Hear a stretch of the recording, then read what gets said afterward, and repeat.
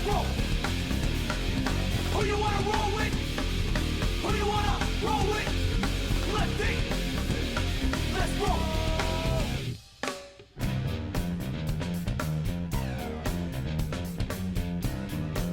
Rolling up some apple smack. Thank you. I'm back on the scene. It's time to get mean. I'm a lean revolution machine. For what people stay, they sway. For today is good as any day. Y'all feel slightly this, let's resist. Raise your fist and pump like this. Promises over the top. Don't cross the line, but you know it's mine. Who you wanna roll with? Who you wanna roll with? Lefty. Let's roll. Who you wanna roll with? Who you wanna roll with? Lefty. Let's roll.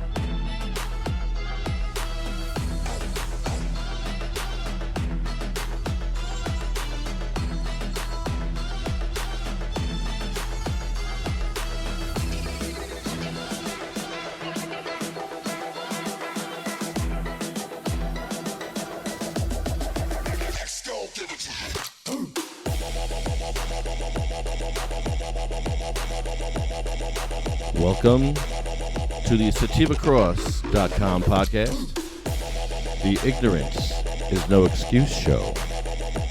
Coming to you live from the Bayonne Bunker with Michelle Burns. Hi. Hi. Hey, girl, hey. Mike Alonso just left to go take a dump, I think. I don't know where he went. I hope it was just that.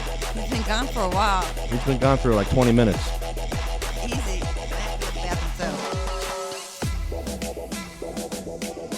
bathroom too. Big show today.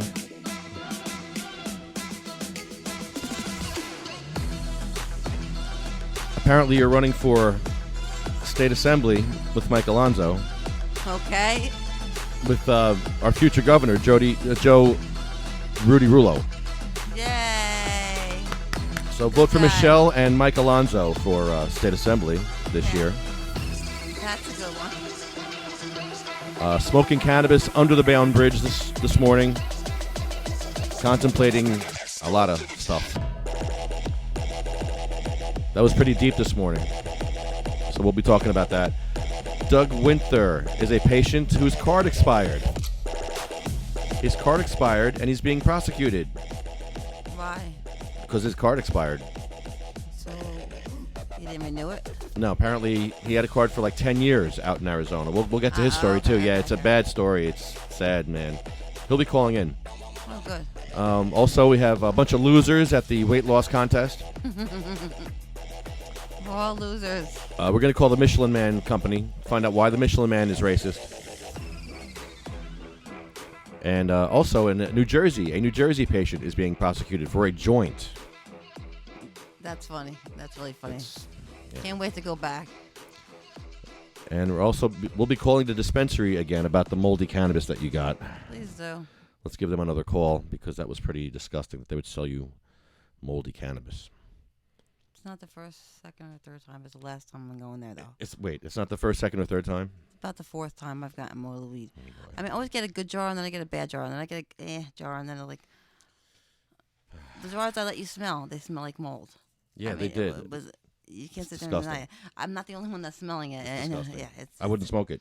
I did, but only because I wouldn't. I had it. What am I going to do? But you have a weakened immune system, so by smoking that shit, you're just compromising your whole health.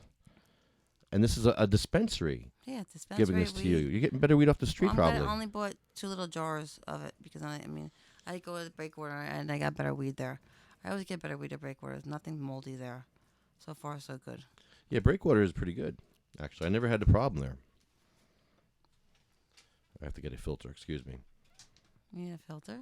Yeah, you want to get me one or no? Where are the filters? It's not a filter. On the desk. If Mike Alonso was here, he could grab it, but Mike Alonso is obviously busy. Yeah, but he's in the bathroom still. I need to use it, man. He's too busy for us. All right, because if I walk over there again, I'm going to knock that mic off. So, today at the Bayonne Bridge, we tried to get onto the walkway, and the walkway was closed. So apparently the walkway is not going to be open for another year. So we're going to have to go back in a year. Apparently they just opened up the highway for people to drive over. Yeah, you need that. It wasn't. Yeah, well, that's important, but where do we smoke our cannabis? That's what's important to me. Where is that? I'm sure it wasn't where we're supposed to smoke cannabis, but it works. Yeah, so thank you, dear. Appreciate it. So this morning was a show about suicide. We're not going to do the whole show today about suicide tonight, but I do want to talk a little bit about what we talked about, because the song you just heard was written and sung by Jay, who's not with us anymore. And I get very upset thinking about him because I feel like I could have done more for him. I feel like I should have gone to him, given him my 10% of my cannabis as a tithing. That would have solved his problem at the moment. Who knows? Now we'll never know. We'll never know. We'll never know. So I need to err on the side of compassion and just go to these people when they need stuff. Not necessarily cannabis, but just help. Like, I'm not looking to give everybody cannabis. I don't have that fucking kind of cannabis. I mean, this is what I got here. I got 1 bud left in here. I'll share it with you, but I'm not the fucking. Can't share with 20 of them. I'm not the Pied Piper of cannabis here. I'm on disability too, but I will try to help you if I can, and so will Michelle. Even by just come with us to a police station, dude. If you're sad and lonely and have despair, come with us to a police station. See how fun it is. It's just, man. And then you'll be happy again. You don't have to worry about suicide, because suicide will be the last thing in your mind. Yeah. When you'll be able to smoke. I smoked a bong in front of a fucking policeman.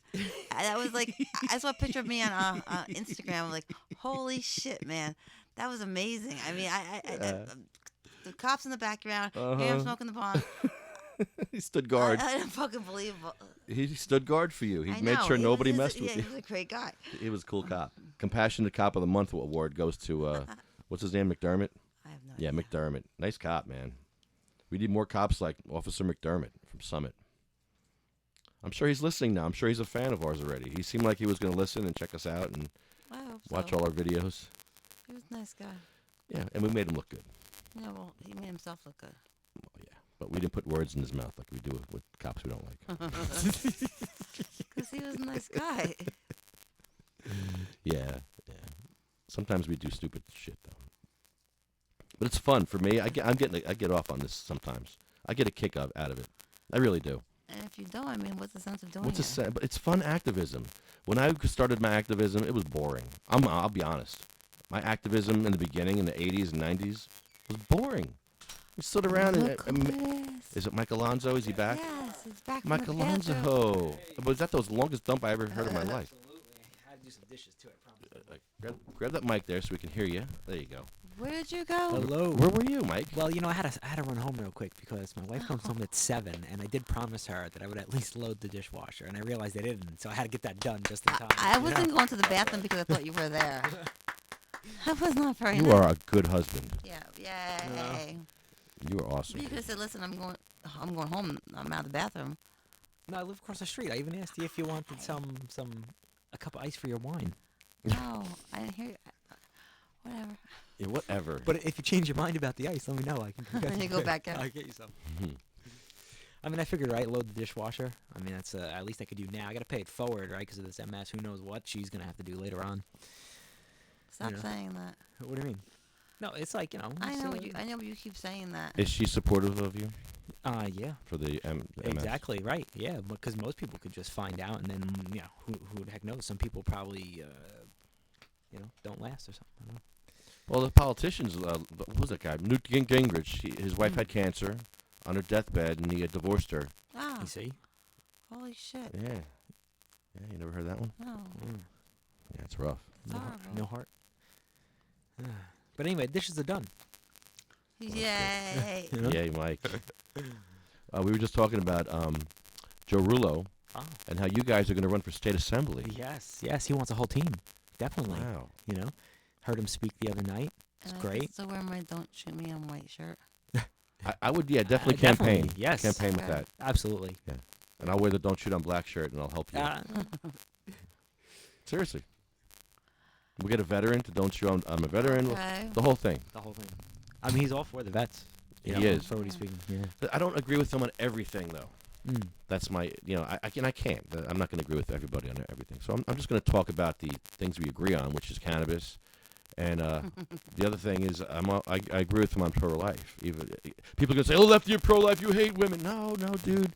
I don't think the law is going to change. I think the artificial womb will solve this problem. Holy God. And I think that you should use technology to solve this problem. Don't change the laws. Use technology to save the kids. That's all. That's it. That's it. That's all I think. That's how I feel. Artificial womb. They have them. They have them. That will save kids immediately. We're And waiting for them then to change the law. Look what we're going through here. Where Change do they the get law. parents from? All these nuns and priests that are complaining that we have abortions, I'm sure they'll take them in. Well, plus I'm sure there's people that just can't have kids. Yeah, Right? and There's people that can't have kids. They want kids. Yeah, They, I want a they- kid. They adopt now. I mean, it's I all- want a kid. We'll get I'm you one old. from an artificial womb. I'll take an artificial womb baby. Yeah, why not? Of course. Oh, okay. I'll take an aborted fetus. Definitely. I'll take 2. Why not? For real. I'll get. Absolutely. Take 2. I'll make sure they go to school. Dude. Everything we got to do. I mean, give them a chance at life. If I wish somebody was advocating for me when I was in the womb, because I could have got aborted. I could have been dodging a hanger for all I know. Who knows? Right. So you're for women's rights, especially the unborn. I women. don't believe in changing the law. I don't believe in that. It's forever. It's never gonna happen. That's not right? going to happen anyway. 150 people. You got to get in.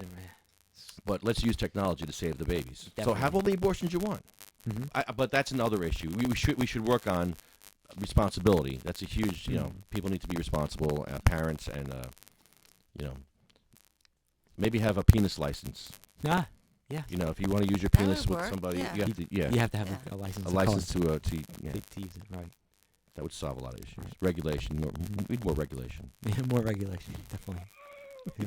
For both, though. Yeah. He would need a license, and Then she would need a license too. she would, Well, yeah, be like the Ghostbusters, Once a right? month. You need a gatekeeper and a keymaster. oh boy. So what? Okay, so what? There's things that we're not going to agree on because I know that Joe Rullo has some stuff that I don't agree with, but the cannabis stuff and the pro-life stuff is fine with me. This whole thing with the immigration and kicking people out of the country. Oh, well, I gotta- he's just running the state, so. You know what? It's all rhetoric. They're kicking. Oh, yeah. They are deporting people no matter what these politicians are saying. Right. Obama's been deporting people. It happens. It's part of law enforcement. It's just rhetoric. For Donald Trump to be saying this, it's just rhetoric. And dude, he lied 3 times already in the past 2 weeks. Well, are we keeping a tally? The first 100 days, how many times? Dude, Does he backpedal? he's Or lying is about. it's just like a straight It's up? dumb shit. Ah. He's lying about dumb shit. He lied about the inauguration crowd. He said, "Oh, I had a bigger inauguration crowd than Obama," which he didn't. Mhm. Then he said that Sweden had a terrorist attack, Oh, which they didn't. Then he said that he got more electoral votes than like stupid shit, Right, like stuff right. you don't need to lie about. Well, it's So- like ego shit, you know? It's stuff that's all Yeah. about his ego, right? Like, No. I beat you, I'm better than you. You know what it is? I think he's telling his Republican Party that I will lie like a motherfucker for you guys. Watch this. I'm just going to lie about dumb shit to start off. Just my first 100 days, I'll tell 20 lies. He probably sat in the room. I'll tell 20 lies. Watch this. And they'll believe all my shit. And that's what he did. That's exactly what he did. Yeah. He's a fucking lying motherfucker. I can't support. I supported him for 5 days. I gave him a 5 chance. days. He had me for 5 days, and then he cut the pipeline. He started the pipeline shit. I don't think the pipeline should go through. I think they should move the pipeline, do something different with the pipeline, make the native people happy because they're obviously very unhappy with what's going on. I'm unhappy with what's going on because we shouldn't have to beg for fucking water rights, and they're destroying the environment over there with these pipelines. But They have the technology. It's just Yeah. the cheapest way. yeah, That's the problem. That's what you're really fighting, yeah, that's another thing. So Trump, he just fucked up. you know? So it's going to be hard. Rudy Rulo, when he comes to Trenton to our podcast, Yes. he's going to have to defend some of those positions with our liberal friends. Nah, definitely. And I'm kind of in the middle on this, but I got some liberal friends that are going to be like, so we'll see. Well, he only got to get him 51% of the way there, you know? I like the guy. I'll tell you what. He's down to I like earth, though. He's down to earth. He wants to legalize it. He wants to do more things for the vets. He wants to let them to be able to go whatever hospital they want to go to. Yes. You know, so those issues, I'm all on board with. What I like is that we have his ear on issues that he doesn't know about. Like patients are not going to benefit from legalization. Me and Michelle won't benefit from it because we need home grow, we need testing, we need certain things that we don't have. We need the tax taken away. We pay a 7% blood money tax that Christie put on our cannabis. A blood money tax. Whoa. Christie talks about blood money. We have a blood money tax that takes away our medicine that gives us 7% more pain in our life. That's bullshit, man. Right? No other medicine is taxed. Nothing in the country. No, I no, believe. nothing Wow. ever bought was ever taxed. But it's a recommendation. It's not a prescription. So they need to change the wording Right. and Are they make it charging tax in Colorado? on the recreation. On the recreational, but no, if you're a patient. No, I don't believe so. No, see? And that's supposed to be the model, right? So follow it. Yeah. See? But a lot of people don't follow the rules, you know. They want to make them up as they go. I do that. You know, yeah. So does this bus driver over the weekend. Oh my. Oh, so we're gonna start trolling the buses now. I like this idea, Michael. Well, you know, I I like was this. waiting at the bus. There's two buses that come. They call it the number 10 and the 119. And both of them ride the same county road up to the depot in Jersey City Journal Square, right? And then from there you could get a connection, go to New York City. You know, they all go the same route though. So this guy says, "Oh, this is the New York bus. I don't do local stops." Right? But he pulled over to tell me that. All right? So he stops to tell me I can't get on the bus. And he is going the way I want to go, and he's going the way the other bus. But the other bus, okay, fine, 25 minutes. So I wait for the other bus. And then I get there, and then this guy, he's looking at me like I have 10 heads, and like I just shot his dog because I asked him to lower the steps on the bus I love because that. it's too high up. All right? So now everybody's mad at me because the steps are too high. All right, so we need to like really get on these people, and we got to see how many other disabled people they're treating like this because this is just unacceptable. Yeah, I want to go there with the camera and just stand there all day and have you ask them to lower the ramp, and then say, "Oh, no, never mind. Change my mind." You can't Next bus. do that. Oh, why this, not? this is the 10. I need the 190. Sorry, I need this local. Wrong This is bu- local. I want oh, the other bus. sorry, Wrong bus. and we'll do that all day. Yep. We'll smoke cannabis there too. You're See gonna what ruin happens. my Get your bus card. service. I hope you get your card by then. We'll sit there, smoke cannabis all day. We'll have like a the nice bus stop? picnic. Well, speaking about cards, yeah, I had my second. Did my second appointment. Okay, today, so that went well. Really? So, all right, your second appointment. Second How much does it appointment. cost you so Halfway there. far? How much did you pay? So far, well, I do have insurance. So out of my pocket, so far, it was $40. I mean, plus they're also billing the insurance $80, right? So they got $160. They got my $40. That's $200 they got so far. And then I guess after the fourth visit, by then it will be $80 to me and $320 from the insurance. So by then, that's $400. Then they're gonna ask me for another $150, just so they'll sign the paper and send it to the state, so they could charge me a fee for the card. It just doesn't end. You wanted your medical ID, didn't you? Well, I fill out all the paperwork the best I can. I ask them if there's any problems, any questions, and for some reason, people don't care anymore. There's no compassion. People have cold hearts. If it's not affecting them, they really couldn't care less. They don't have time for you. I got the bus driver. He don't want to lower the steps. I got the city council who won't install the signs in front of my house or my handicap spot, even though it was already approved. It's just little things that these people, what they're doing to disable people. It's just very sad. It's ridiculous. And, that's why we need somebody like Rulo. Maybe he's going to change all that. Because I'll tell you, it's Kim's been there for 8 years. She hasn't done anything yet, so. Silent Kim. Silent Kim. All right. I mean, How do we troll Kim? Well, there was a memo put out. Her husband was a judge, and he retired. Okay. And in his memo that Corrupt says, judge? He's retiring so he could campaign for her.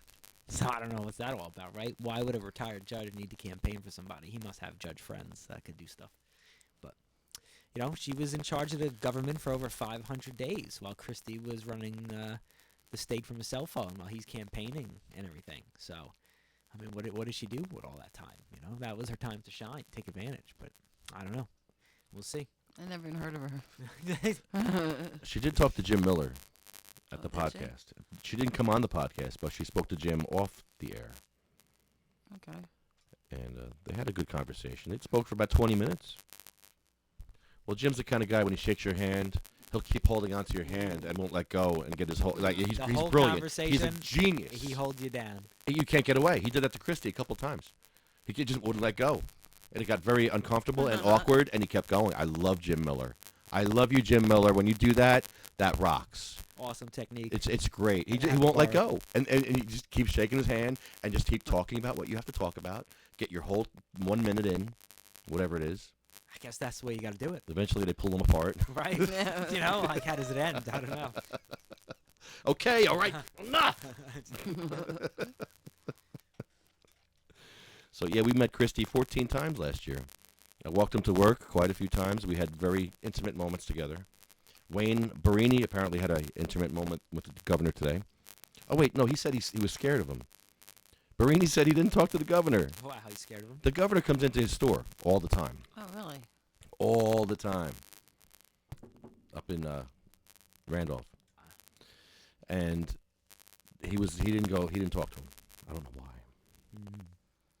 I would have a lot to say to the governor. Especially if you came to my store. Mm-hmm. Yeah, I want to expedite Jenny's bill. definitely. I mean, Wayne, the next time the governor comes in, just tell him to expedite Jenny's bill. Tell them to push the bill forward, and they will. Get Jenny's bill going, man. The next time you see the governor, there you go. Jenny's bill, dude. Well, That's important. we're running for the assembly. We'll get that done. All right. Let's do this, Okay. guys. Yeah, I'm running for the. What would I be? Running for the assembly. You're going to vote Assemblywoman. Assemblywoman, 31st District. Yeah. Okay. Right there. Roll call. You say, yes, to Jenny's bill. Mm-hmm. Yeah, I could do that. And that's it. It's easy. That's it. Okay. You know? It's the best job ever. Right. Do I get paid for that? You do, right? You do. Yeah. So there you go. About mess up with my disability. That's what I said. I can't be a politician. Well, then you could just not take the money. There you go. Like Trump. That's he's a great like idea. Trump. He's working for a dollar, I don't right? need it or nothing, but yeah. You know? Yeah, I don't need the I money. don't need know, the money. Who needs You know? money? Live on Money, love. Yeah, right. Money in my poof. But, not for nothing, but I'm sure politicians have thought about this already, and I'm sure they passed a law that says this paycheck won't affect your disability. Like, I'm definitely sure they figured this out already, because, these guys have, 3 or 4 jobs, 10 pensions, Like, they got all this down already, Yeah, they're pretty corrupt. Are we going to corrupt We get ourselves? to be corrupt. Yeah, are we going to corrupt? We get to be corrupt too. Really? Why, you going to ask Jenny for money? No. Big pharmaceutical. That's the thing. We don't want No. money. No, that's why we're going to win, because we're not taking the money. We want to help people. Exactly. Yeah, that's a good idea.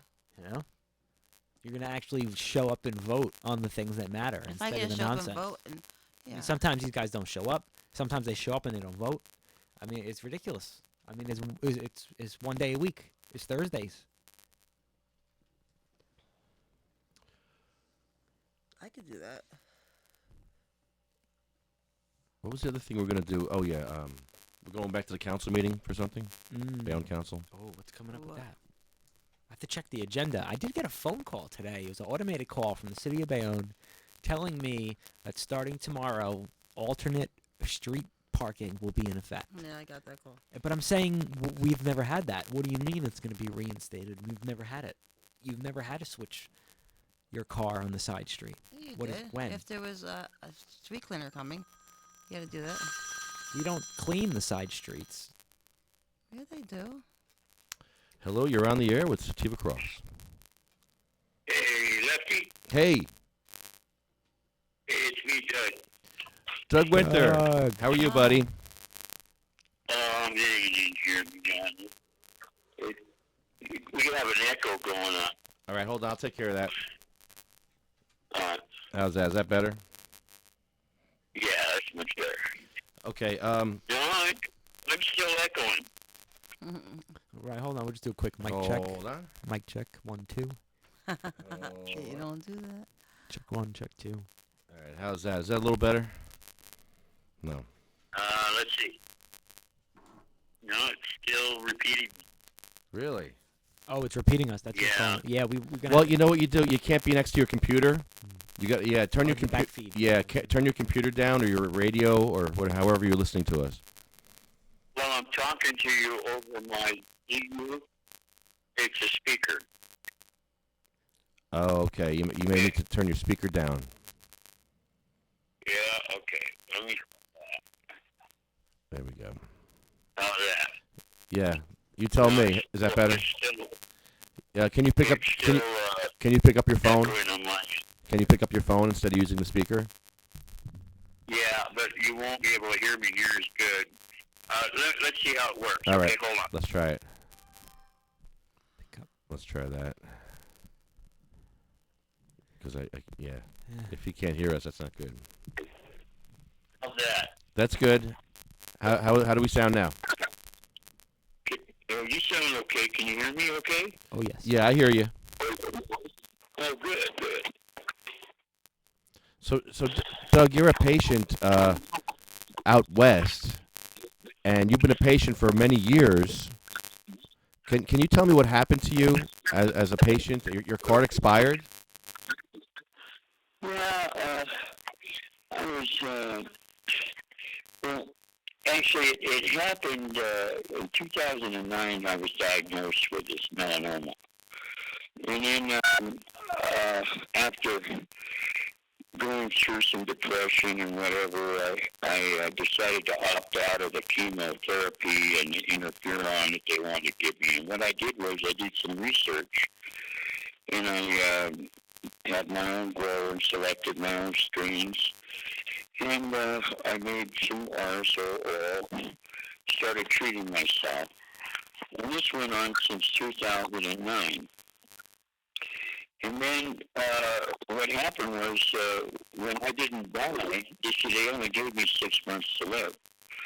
But when I didn't die, my sisters had already made plans because I'm part of this family trust. So by 2011, my sister was the executor of the trust, and she got upset because my mom wanted to know where the money was going. So she kicked me out of the house that I was in, that had been there for years. And this was about 9 months ago. I had been moved, and I moved 3 times. And I had this court thing going on. It was a probate matter over my family's trust. And I started getting dogged by the police. Unnecessary speeding tickets and crap like that.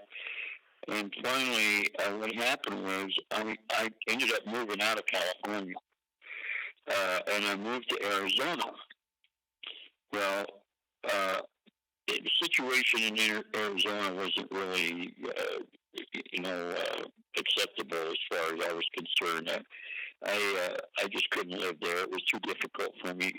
After all, I suffered some muscle damage and stuff from the cancer, and I'm still recovering. And what happens is I end up moving to a friend of mine's ranch here in New Mexico. And I had, even though I had gotten the application to get my license in Arizona, I didn't have any idea that my California license had expired. So I get to New Mexico, and I find out that I need to give them my birth certificate. And it takes a while to get my birth certificate, this and that. And in the meantime, I've got mail that's being forwarded to me to Arizona, to here and there. And the doctor that I had that gave me my doctor's statement was no longer doing it. You know, California's going to be legal, recreational now. So a lot of the doctors have stopped issuing doctor statements. They just, what's the point? You know, it's going to be legal. So I was caught up in all the moving and everything. And when I came back from California, I had some Alonso oil and some dab or shatter, I guess you call it. And I was on my way home. I had about an eighth of an ounce of pot, okay? And I had a little short 2-inch piece of bamboo that I used for a road holder. They were charging me for a felony for that. Plus, I had a vape pen, one of those vape pipes. It was broken, but I was trying to find a part in California where I bought it before. And it doesn't work, but they charged me for a felony for that. So I've been charged for a total of 6 felonies, $216,000 bail amount, all because when I got pulled over, I drove to this little town called St. John's. And apparently, they're working on the I-40 corridor with Homeland Security or some task force, whatever. I must have fit their profiling, because when I went through St. John's, it's a small little town.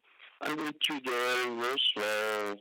I made a left and came out the other side and was driving down the highway. And the next thing you know, I could see behind me some blue and red flashing lights. Well, I thought it was an emergency or something. I had no idea they were after me. So I pulled over right away, and I had 3 police cars behind me.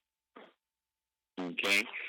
One of them was this Officer Bishop, and apparently he was with this task force.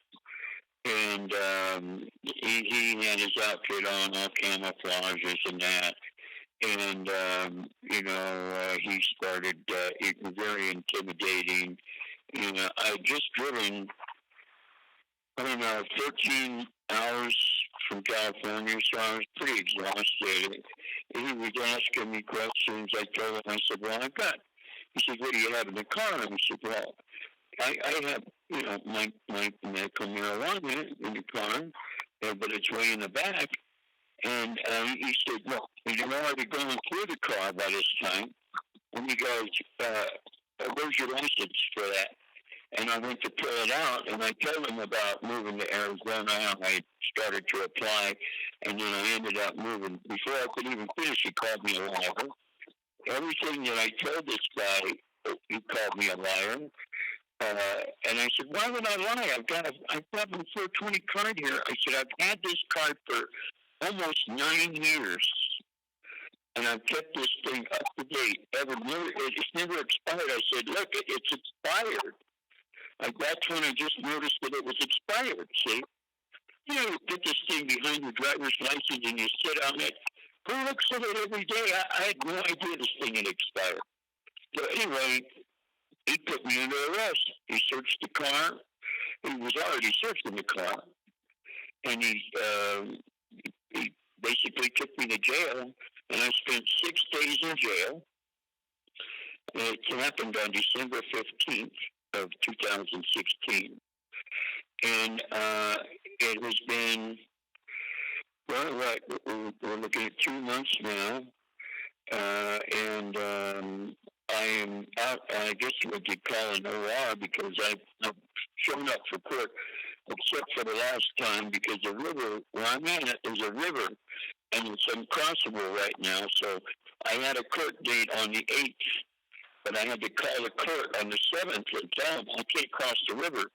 The day before that, I tried to cross the river in a Volkswagen station wagon, the same one I got pulled over with, and it got stuck in the river, and now the car's been in the shop for the last, since the 6th of January, no, 6th of February. And so, anyway, we should get it back next week. I've got another court date on March 8th, and I promised the judge I would be there. So they said, okay. But anyway, the pre-trial is now going to be March 8th at 9 a.m. in St. John, Arizona. And I have almost 9 years of doctor statements that have never expired. And I sent I don't have the money now to afford an attorney because I've been fighting my sisters over this trust matter with my mom. They've stolen all of Mom's jewelry. They've got into a bank account. They made false charges against me.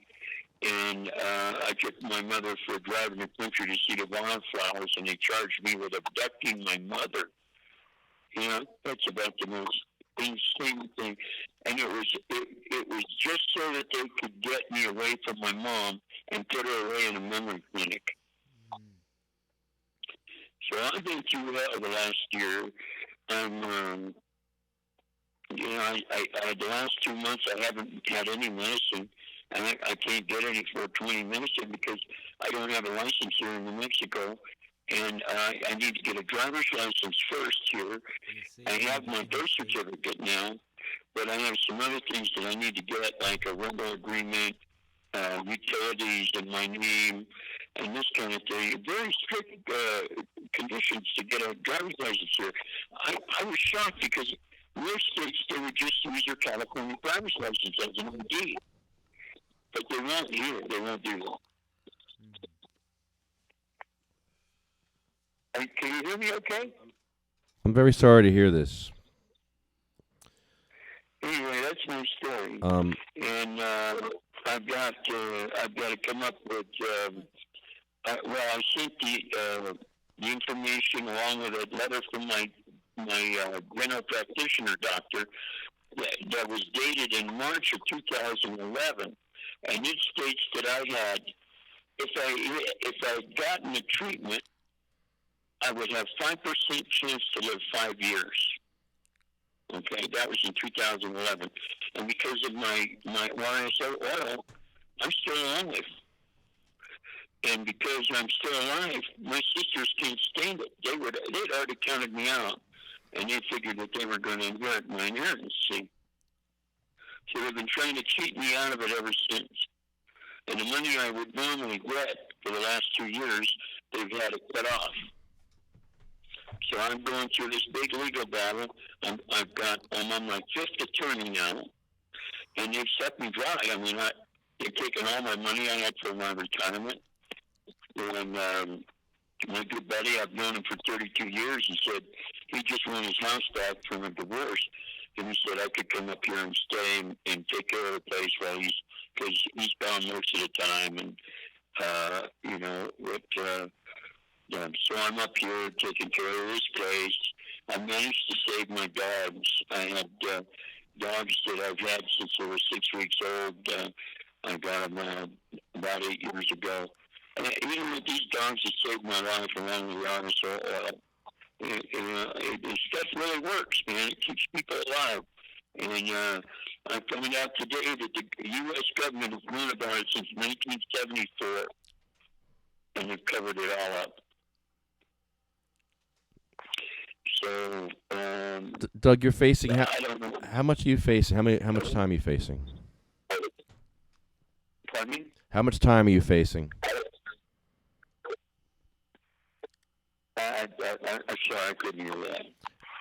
Are you going to jail because of this?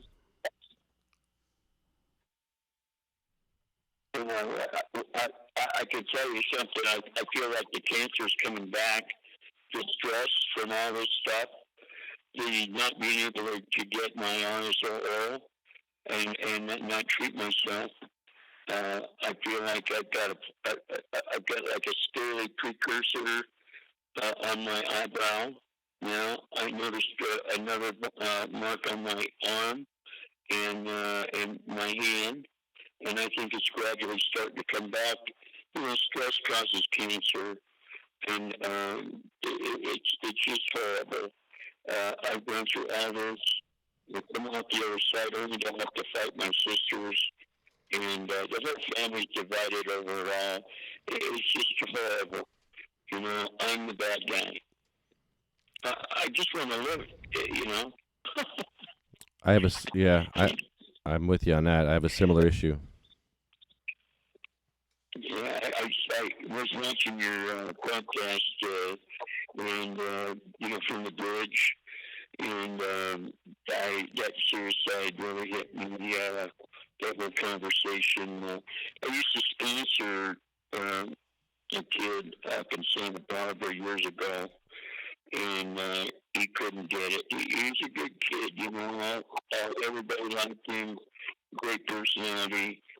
And he hung himself, and I really felt bad about it. I felt like you did today.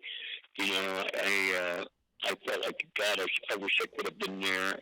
I wish there was something I could have said to him that would have helped him, if I'd only been there. And, it's a big weight. You just can't save everybody. And, no matter how much you want to. But you know what? You need the insurance. You need the insurance that you can look back and say, I did everything. I did. I need that. And I believe you did too, Lefty. I really do.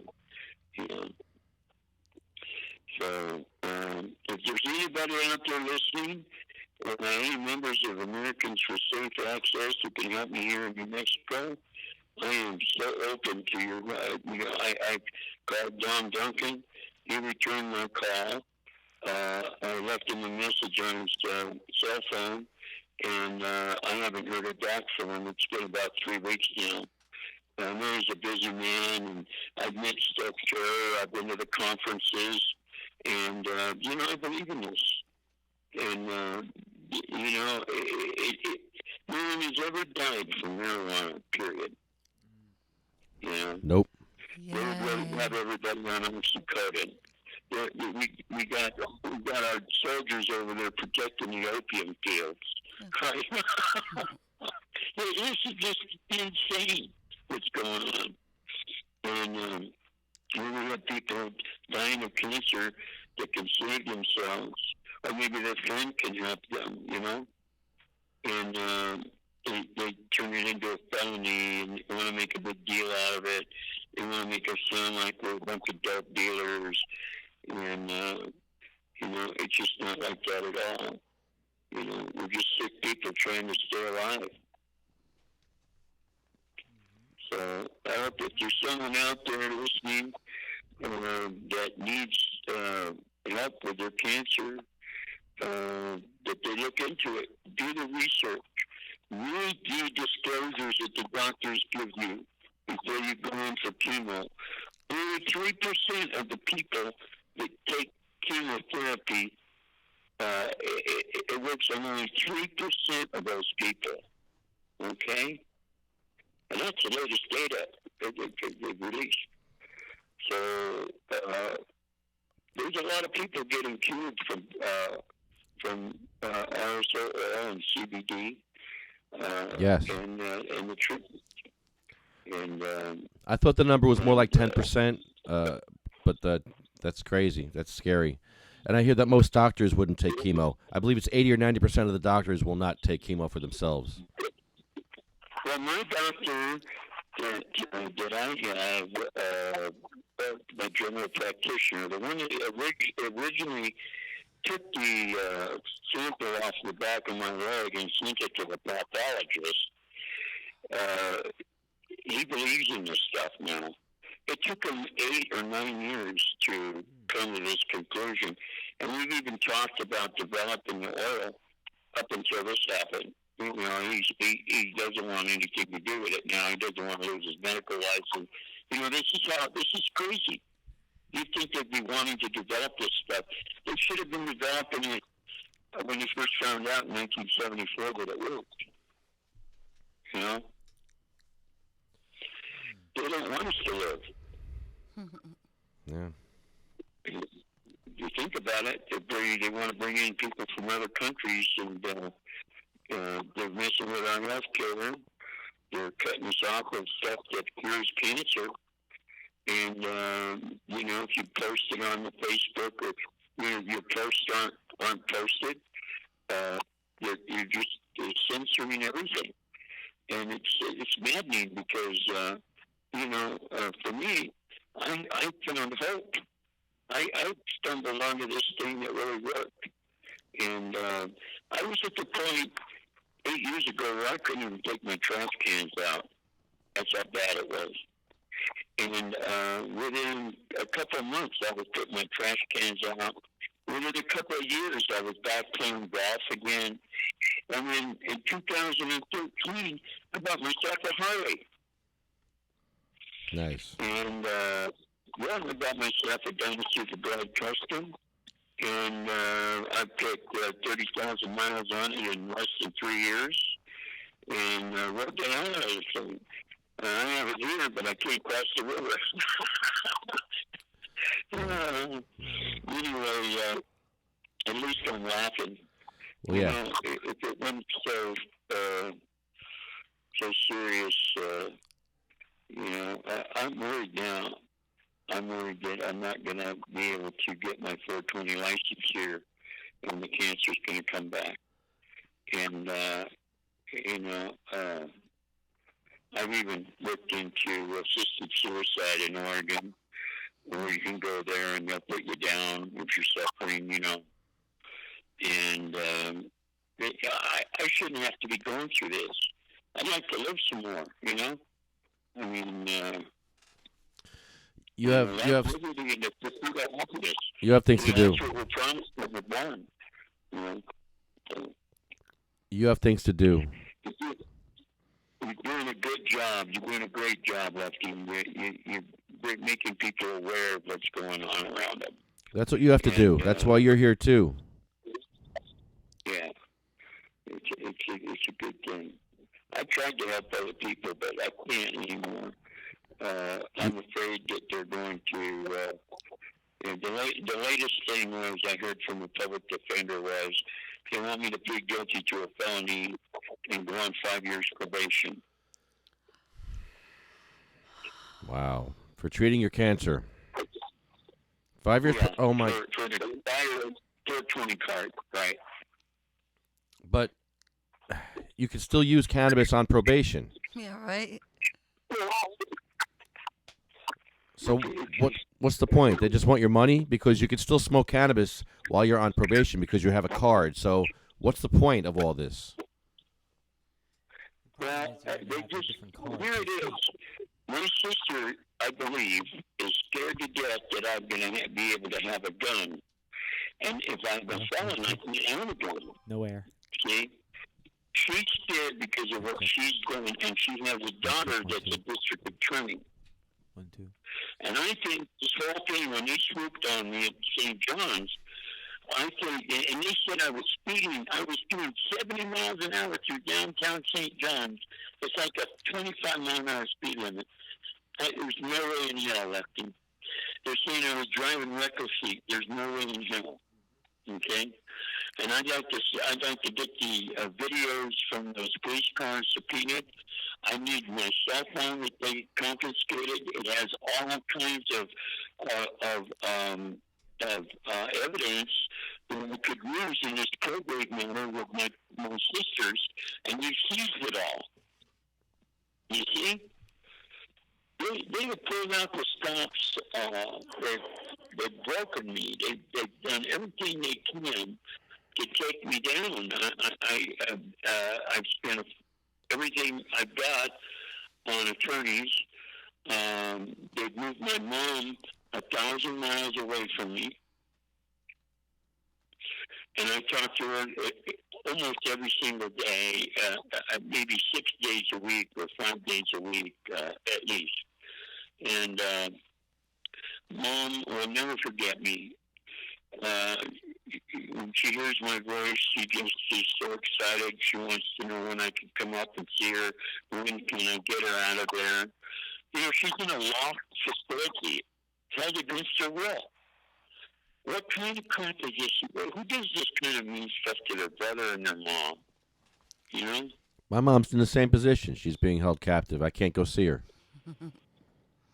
That's a horrible thing to do to a person. She says if I come down there, he'll leave. He's leaving her, threatening her, making her stressed. I feel so bad for you, Lefty. I know what you're going through. It's terrible. I had a great relationship with my mom, and my sisters were jealous of that. We were both spoiled rotten, and I worked for everything that I had. I bought my own houses, my own cars. I don't have the money to buy a hamburger right now. It's all I can do to feed my dogs. I'm a 66, I'll be 67 in March, recovering cancer survivor, and, you know, it's not easy to bounce back when you're, I've just been broken. You know, I'm fragmented, you know what I mean? I used to design oil refineries and process chemical plants. I worked for Phil Daniel, Braun Engineering, Bechtel, Chevron, Shell, you know, big companies. And they get on the stand and they say that I've never worked anywhere in my life. I worked in the business for 25 years, and I was the one that worked with his father and helped him start his business. The business that all the money that my sisters were trying to steal provided all that money, right? And they never worked a day in their life in the pool store or any of the stuff that we had when I was growing up. I did all the work for Dad, you know?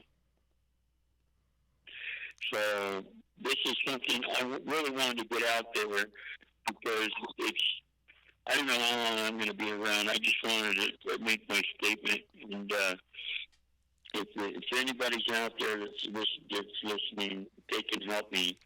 You know, I just want to stay alive. I'd like to be here next year. I'd like to help some other cancer patients. You know, I feel that I've been saved for a reason. And there's a huge opposition. Big pharma, the doctors, a lot of these people, insurance companies, they're very powerful.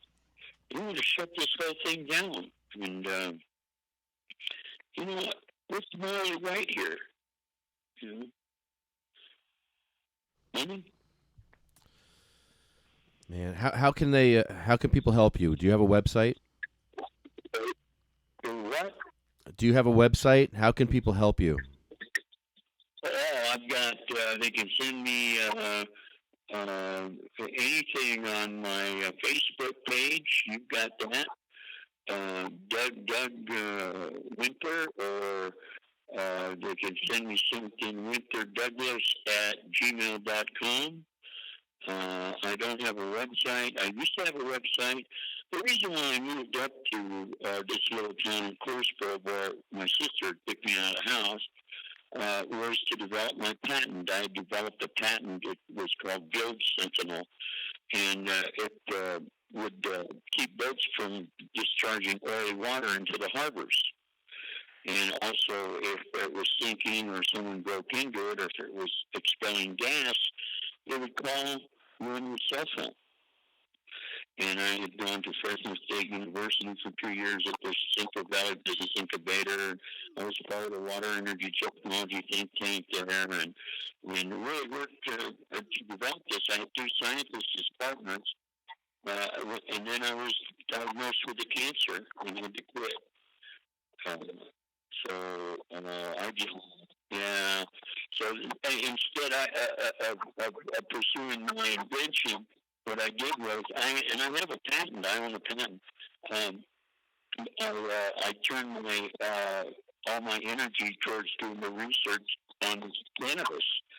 And I came up with, well, this was before all the CBD stuff. The one that I used most often was platinum bubble kush. And I made my own hash and made it into an oil and did all that. And I basically was using it myself. And within 2 months, I could tell I was getting better. I mean, it was that quick.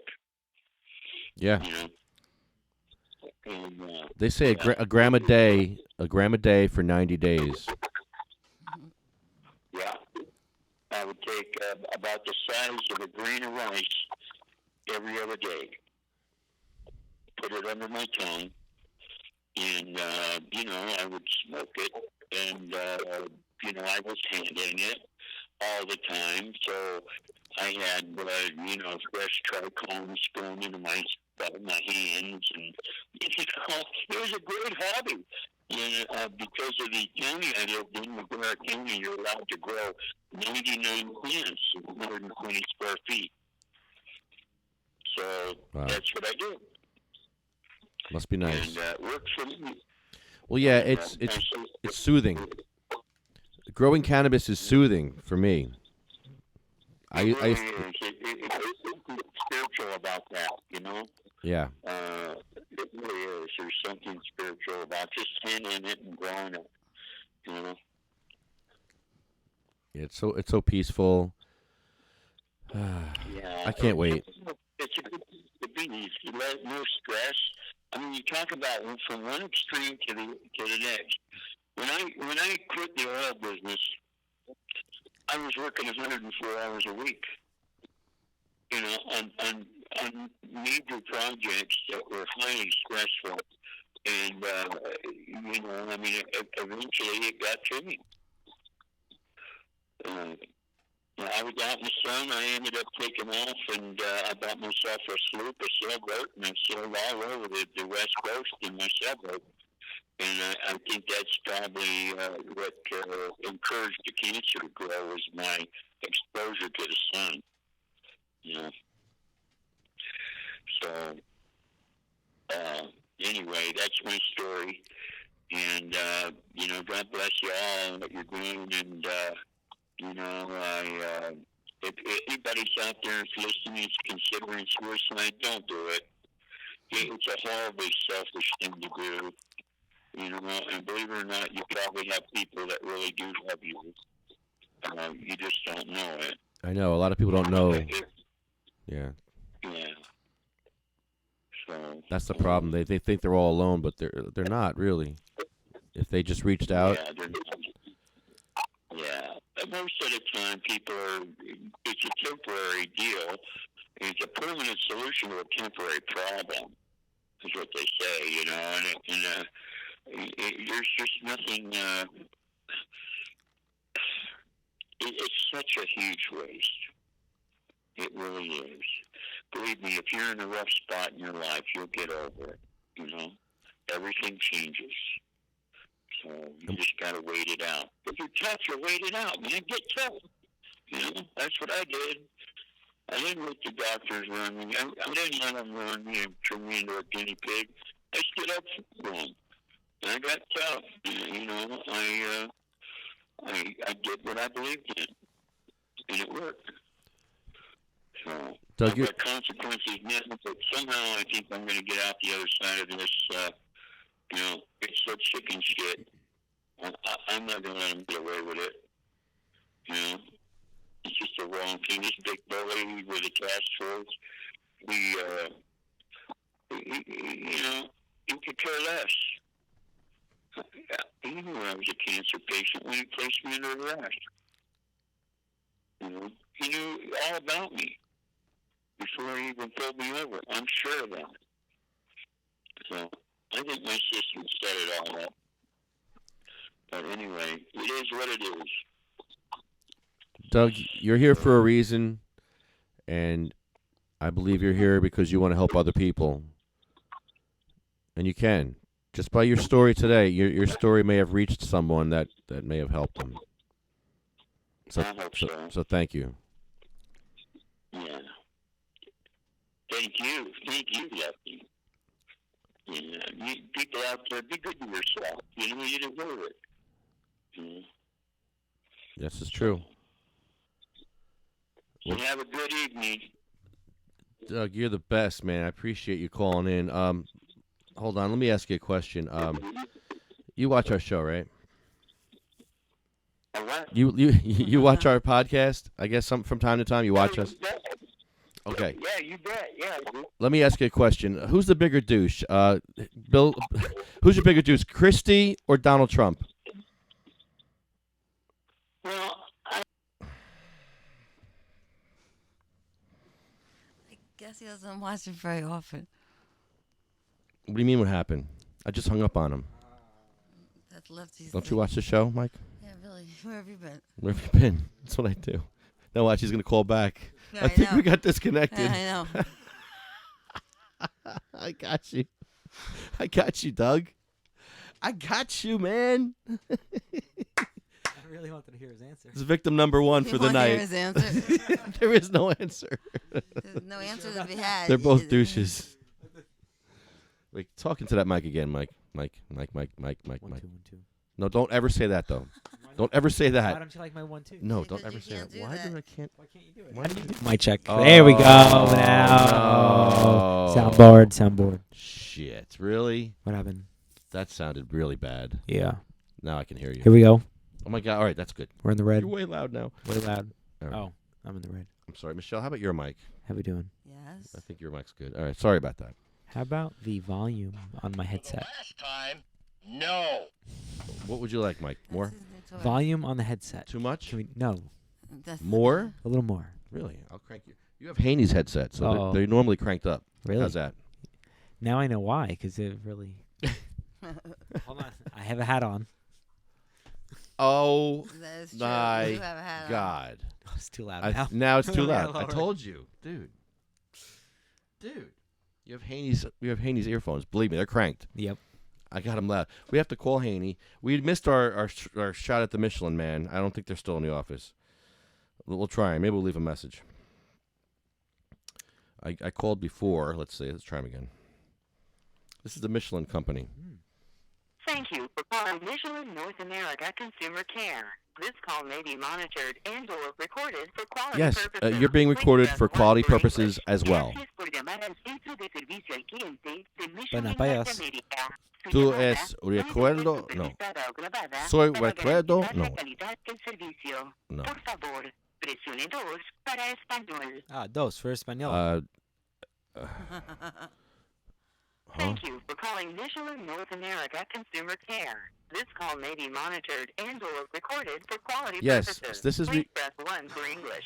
Gracias por llamar al centro Oh de servicio al cliente my de Michelin Norteamérica. God. Su Why is it llamada Número not? uno. puede ser supervisada o grabada. Our office is currently closed. Boom. Registering your tires is important. For information about registering your tires, please visit www. Oh my God! You don't need to do the HTTP : If you are calling about the Michelin Promise Plan's Emergency Roadside Assistance Program, please press 3. For all other inquiries, please call back during normal business hours. I'm gonna leave a Monday message. through Friday from Well, 8 it's a.m. press to 3, 8 you'll get a p.m. person. Eastern Time. Really? You think I'll get a who is this? Roadside assistant? Yeah. Oh, In order to assist us in fulfilling your roadside assistance need, we may attempt to locate you. this is using the wrong number. This is not What do gonna you call- work. you call Michelin I Man? thought you needed Press tires. 1 now. Otherwise, hold the line while you are transferred. Oh, wait a minute. No, this No, is. you can't do We don't this. want this. We, Why are we calling Michelin then? So to- we can I want to know why the Michelin Man is not racist. white. Well, Why is he white? if the roadside guy should know the answer. Okay, let's ask him. You know? No, he wouldn't. Why? He's the guy that comes. He's the guy you see all the time. Yeah. So why are tires on the Michelin Man white? Yeah. He So- changes them. He knows. All right, he might know. Hello? Hello? Yes, hi. Yes, thank you for calling Michelin Promise Roadside Assistance. My name is Sheikh. Are you calling from a safe location? Hold on. How you feel safe? Yeah, it's very safe. Mike, do you feel safe? Yes. Yes. All right.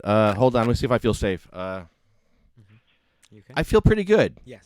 Yeah. Okay. Thank you. Thanks for asking. Yes. Thank you. Appreciate it. You're on the air. Hello. Hello.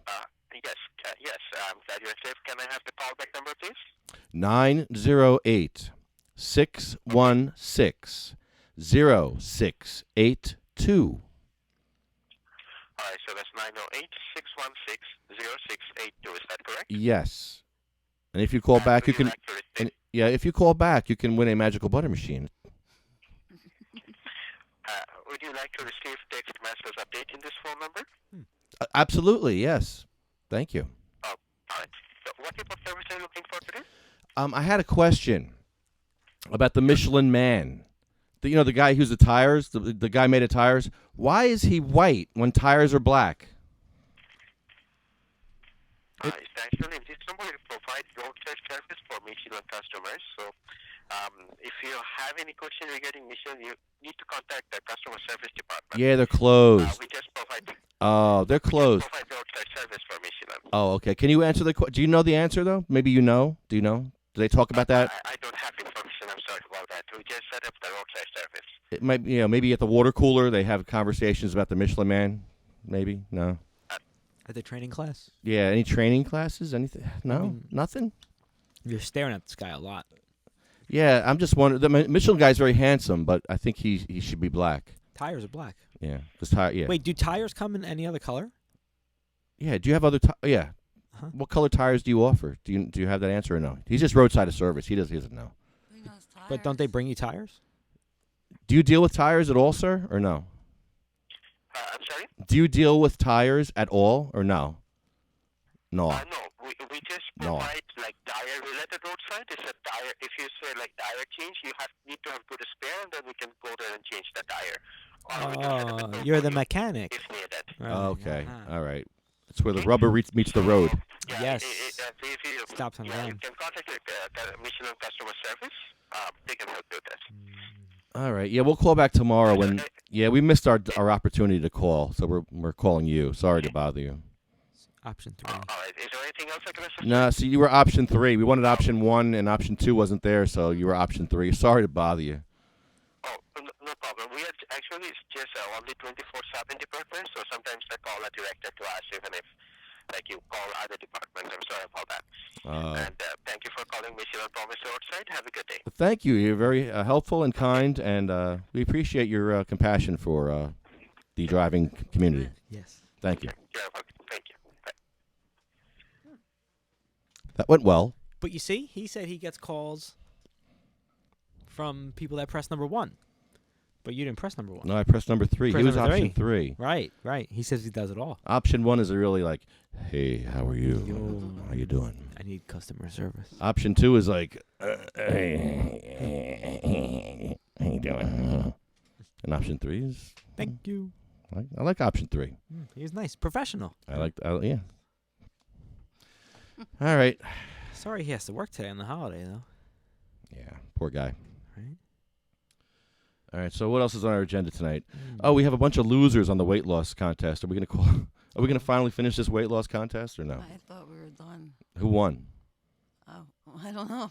Did you win? I don't know who else. What do you Wasn't win? it? I think I won. You got to win a joint or two. Everybody puts a joint in, I think. It's gonna be really impossible to get everybody join together. We'll figure it out.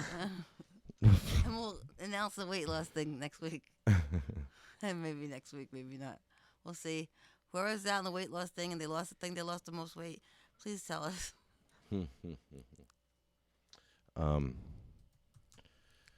There's a medical cannabis patient in New Jersey being prosecuted for a joint.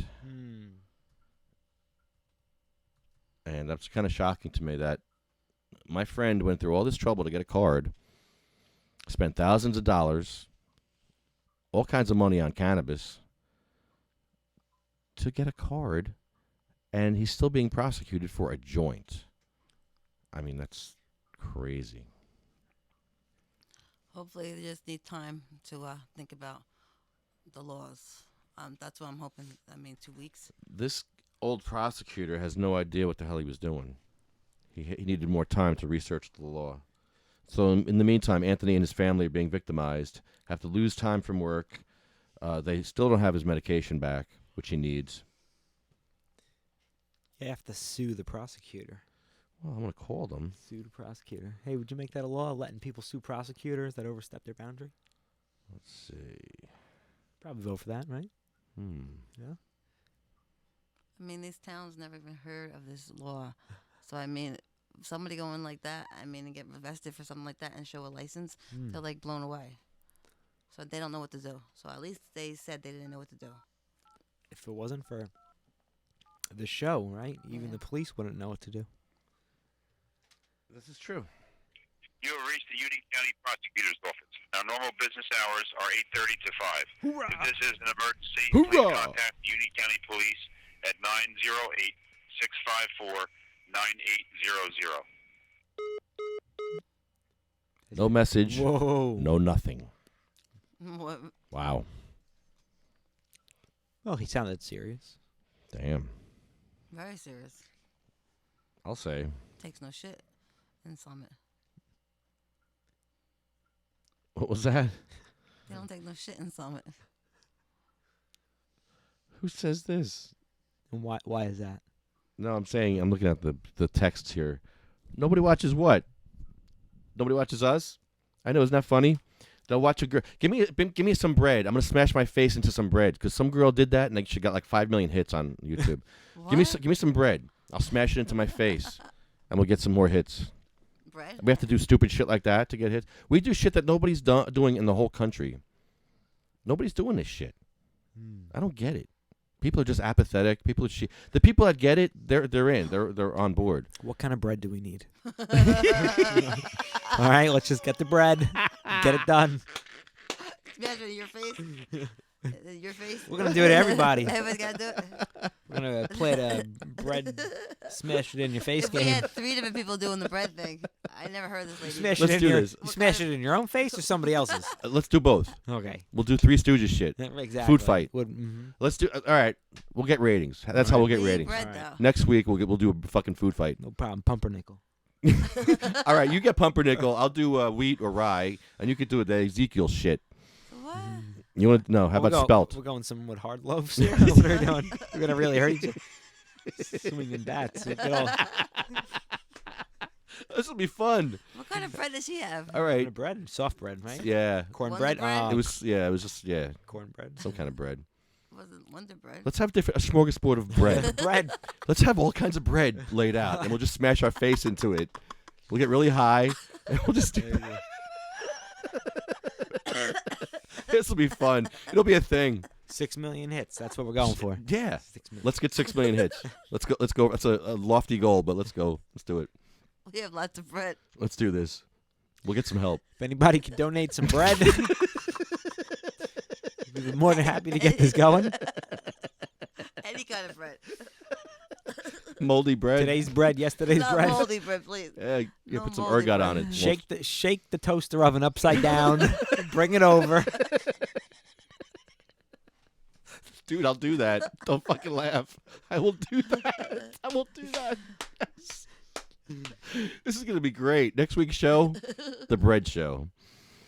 That's a waste of food, you know. It's no. Here we go. Here we you can go. eat it when we're done if you want. Fuck. Let's eat it. Now we got to. All right. I'm just saying, it is. We'll bring a jar of jelly and peanut butter for afterwards. All right, fine. We'll put the bread outside for the birds when we're done, okay? All right, that's better. The birds are cold. They need to eat. Oh, that's hilarious. All right. I want to see this video. Yeah, go on. Just Google. I think it's girl smashes face in bread. I mean, is she doing anything else while she's doing I'm the so bread? sure. naked? I'm sure she's like super hot and she's like probably half naked, but yeah, probably. I haven't seen it. I think maybe I saw it. I don't remember. It didn't affect me like oh wow. I remember but you remember the bread. I remember the bread. And I'm like, why did she get so many hits from smashing her face into bread? And we get like 7 people watching, and we're doing like crazy. Like today was a great Exactly. day. But I'm not getting naked and smashing bread. Oh, come on. Somebody has to Yeah, do we have to get naked? Is that what the deal Was was? the girl I think that might have naked? been the deal. Do I have to wear something You're sexy? gonna have to get naked. I'll wear something sexy. I won't get naked. All right, just just bring your thongs, let's- a bathing suit or something. Let's see what the girl had on, and then we have to wear exactly what she had Am I on. going to Google? All right, hold on. I'll Google this. I'll Google it up here so you can see it. All right, take over the show. I'm going to produce. Okay. Randy, man, what do you mean? Randy, we called low. Yeah, they want us to do this. Oh, no. Randy Man says, no. Why no? Why? What's wrong with the bread thing? Yeah, we're going to do it. All right. Smashing. Hold on. Smashing. Smash bread. Face With bread. into bread. Put it on the calendar. Video. Video and bread blog. Yeah, here we go. A girl has become famous by smashing her face into bread. This is not the video. This is a video about the video. Okay, when you have a video about your video, You're famous. That's you're Okay. wow. Okay. Go Brittany. Jesus. All right. What? She finally made it. They made a movie about her. Hold on. Let's find it. Here it is. Is this it? No, 3,000 views. No. That's like there it is though. Where is the video? Removed, huh? Took it down? Is it? Hold on. 1,000 views? Oh, come on. We could do better than that. 1,000 That's views. it? No, see, everybody's doing it. They got cornbread. Oh, what is that? She's smashing her face into bread. That's kind of cute. That's cute. What is she, But- like 10? 5? That's All right, what so- I said. All right, so we need close-ups of this. Definitely. She got hits for doing that. Isn't that? It's crazy. She just rolled her face in a piece of bread. It's 2,000 views. You want to do muffins? Yeah, we'll I do some like muffins. Or I like donuts? Or English, something? You wanna move some on? English muffins. donuts with frosting. Hang on. You know what? Let me check the YouTube site. This is not right. Let me check this. I mean, how much more can it be? All right. While I'm producing, you guys got to keep the dead air from being dead air. Dead air. Okay. I Can have- I have my phone, Michael? Yeah, start singing. Okay. 59,000 Oh, yeah, views, it's 100,000 views, Okay. 3,000 views, 9,000 views. Thank you. YouTubers react to Bread Face Girl. 2 million views. Oh, bread face girl. Maybe you got to look up bread face girl. Bread facing. Oh, it's called bread facing. It's a thing. It's bread facing and okay. We're going to be bread facing soon. All right, next week we're bread facing. Anybody want to come bread face with us? Bring your own bread. BYOB. All right, yeah, it's a thing. I can't find the original, but apparently she has 1 million hits on this video for smashing her face for bread facing. Rolling around her face in a piece of bread. Yeah, Just like they it's did kinda, before. Look, did you see it? Yeah, she just keeps doing it constantly. Here, look, just different kinds of bread. There, look, Oh, all See it? different kind of breads that she Uh-huh. does this to? look, And this got muffin. how many Look, hits? a lot, millions. Look, muffin. She had a muffin. She did the muffin Actually, is thing. that a McMuffin? It's a little like Popeye's muffin. She's smashing her face Oh. on a Popeye's muffin. Popeye's biscuits. She's not even smashing it though. She's kind of just mushing it. Rolling it. Like yeah, she's just. I want to smash it. I want to whack. It must my have been head. one of those stale ones. You got to watch out for that. So yeah, it's a thing, and I think we're gonna blow them away while we do What this. are we doing? Bread facing? While we're smoking weed though, we'll do it with weed in our mouth. We'll do it with weed. I don't know. We'll figure out a way to do it with weed. How's that? Put it in the That- bread. That sounds great. With the joint. How about? Put it in the bread? No. No? How about we smoke a joint and smash our faces while we smoke a joint, In the bread. and whoever can keep the joint lit is the one. Yeah, we'll throw bread at each other's faces. Whoever can keep the All joint right. lit. I would like This isn't how it's supposed to go. She I would just like to smashed her face use- in the bread. Red Lobsters, cheddar Oh, baked yeah. biscuits. Those We're are going the to do best. it. Hell yeah! Yeah, Right? That'd be the best I one. love to it. do. And if you could find me a Roy Rogers, Then your face would get all greasy. it'd be delicious. Oh my god. Yeah, bread face girl. This fucking crazy girl. Oh my god. Wow. Yeah, a lot of people are copying her apparently now, and there's a lot of I copies. mean, that wasn't her that just did it. I guess not. Yeah, feeling peckish. Not the original. Yeah, so a lot of posers out there. Poser. A lot of bread facing posers. If you're gonna bread face, you better do it right. Well, what are Don't we be a gonna poser. And we'll show you how it's done.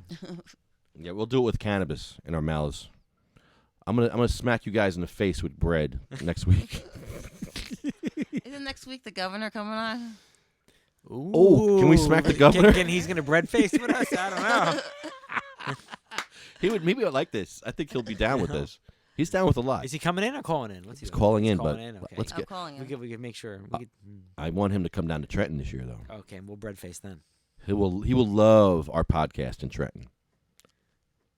I think he'll be totally. He'll meet every politician that we've met. It's great. He'll meet Chris Christie. If he comes early enough, he'll meet Chris Christie. What would Joe Rulo say to Chris Christie? I don't know. We got to Google that. Maybe he said something already. Yeah. Right? Because he's definitely been against the establishment. Yeah. I don't think he would talk about mushing his face in the bread. I think Christie would talk about that, though. If you wanted to talk about bread facing, Yeah, right. I think he'd be all about it.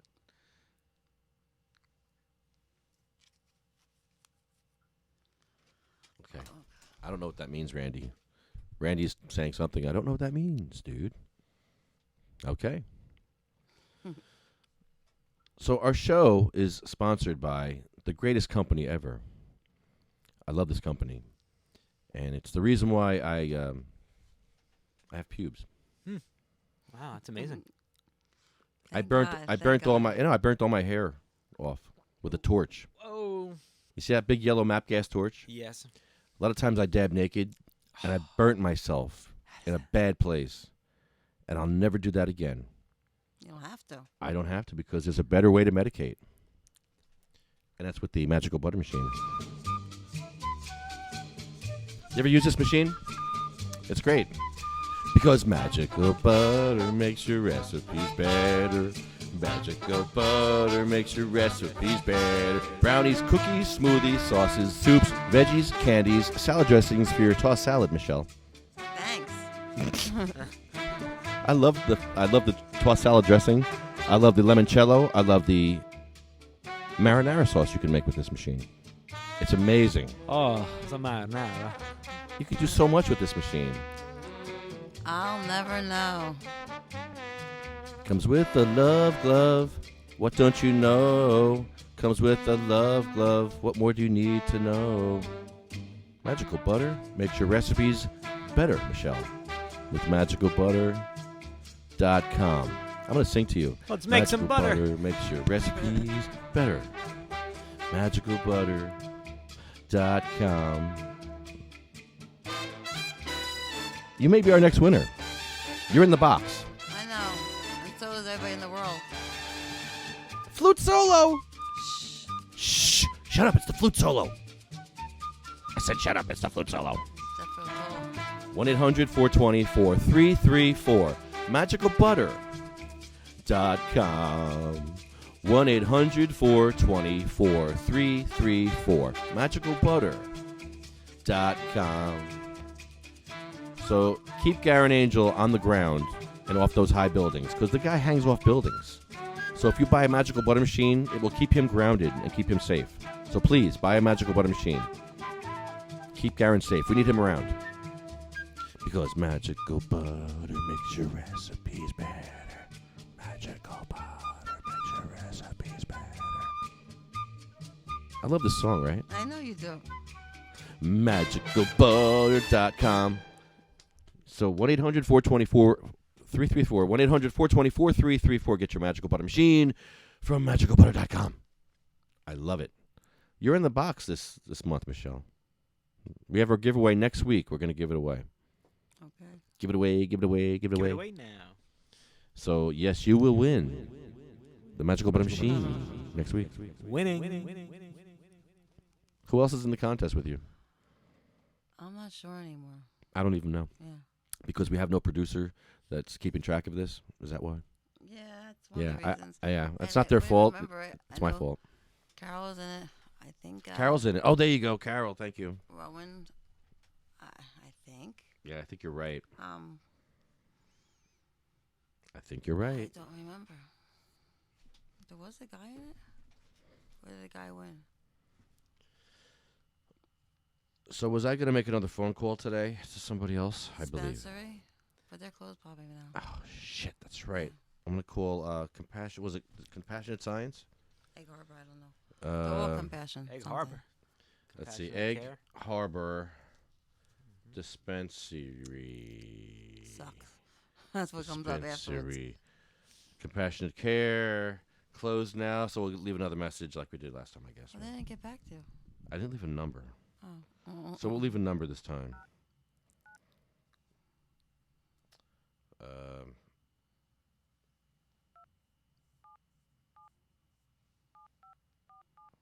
I think I got it.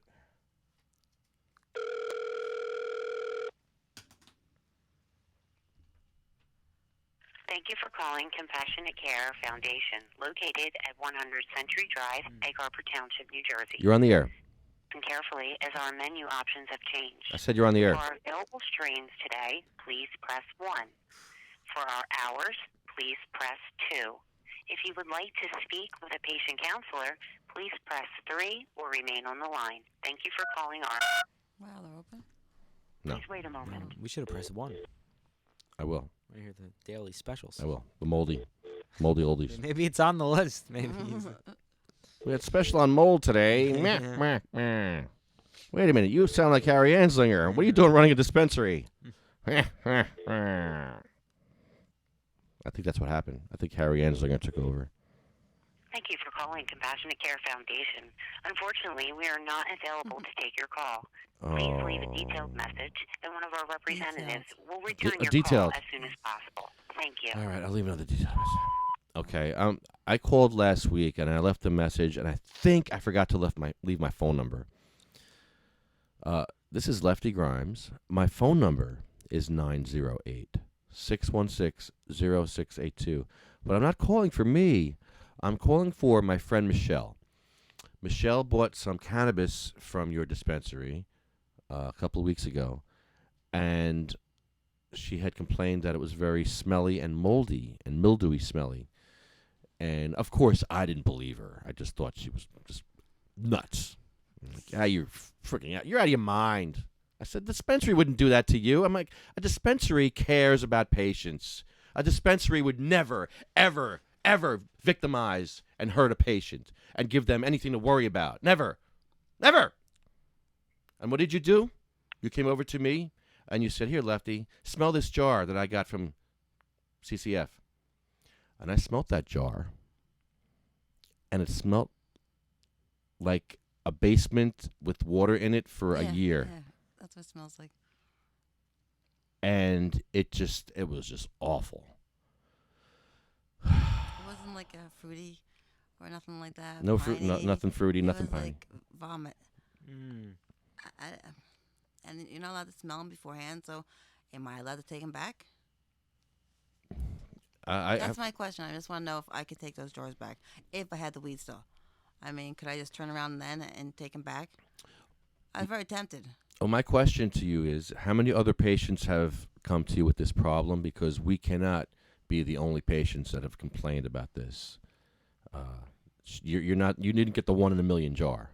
You didn't get the unlucky lottery, Michelle. I don't think you're not that lucky. 4 times I didn't get it. Four times you got the unlucky lottery. I mean, that can be impossible. And they're different strains each time. So I mean, I don't know what they're doing wrong. But I'm not stupid enough to buy the same strain. But I try something else, and it's still. I mean, it still smells. I never had anything like that. And you have a compromised immune system because of your multiple sclerosis. I don't need to get sick from moldy weed. And you smoked it anyway because that's all you had. Yeah. That's all you had. And you know damn well that joint in my pocketbook was because it was moldy. I put it down. I mean, I normally would smoke it, but not if it's that moldy. Oh, my God. But I smoked it anyway. Hopefully, I mean, I just won't go back there ever again. I mean, I don't want to waste my money on that. So, I mean, even though the strands sound really great, I really trust... We got to press 1 to see what they sound like. No, they sound really great. All the strands, I mean, yeah, press 1, because they're all different names, like weird, of course. We will. Names. But, I mean... Oh, we got 10 seconds. All right, so call us back, 908-616-06. To review, press 1. To accept, press 2. To erase and try again, press 3. To add, press 4. To erase and exit, number 4. Press star. Press number 4. To review, press 1. 4? To accept, What was press 4? 2. Add. To erase and try again, press 3. To add, press 4. Erase and exit, press star. 1 was to send? I didn't To get it. review, I press don't 1. know. To accept, press 2. I'll accept. To make this message urgent, press 1. Otherwise, press 2. Of course it's urgent. Make this message private, press 1. No, just Otherwise, urgent. press 2. No, I'm not pressing Please nothing. enter your party's mailbox number. What? What? Enter by name, press # and 1. What? No. Do we got a name? No. I just wanted to go to Thank every. you for calling. Thank you. Leave me alone. You don't like the strains? We gotta call back for that. Yeah. I guess we have to call back for the strains.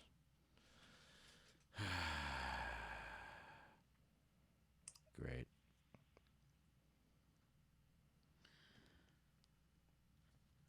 A little static on the line. Again? Or was that from before?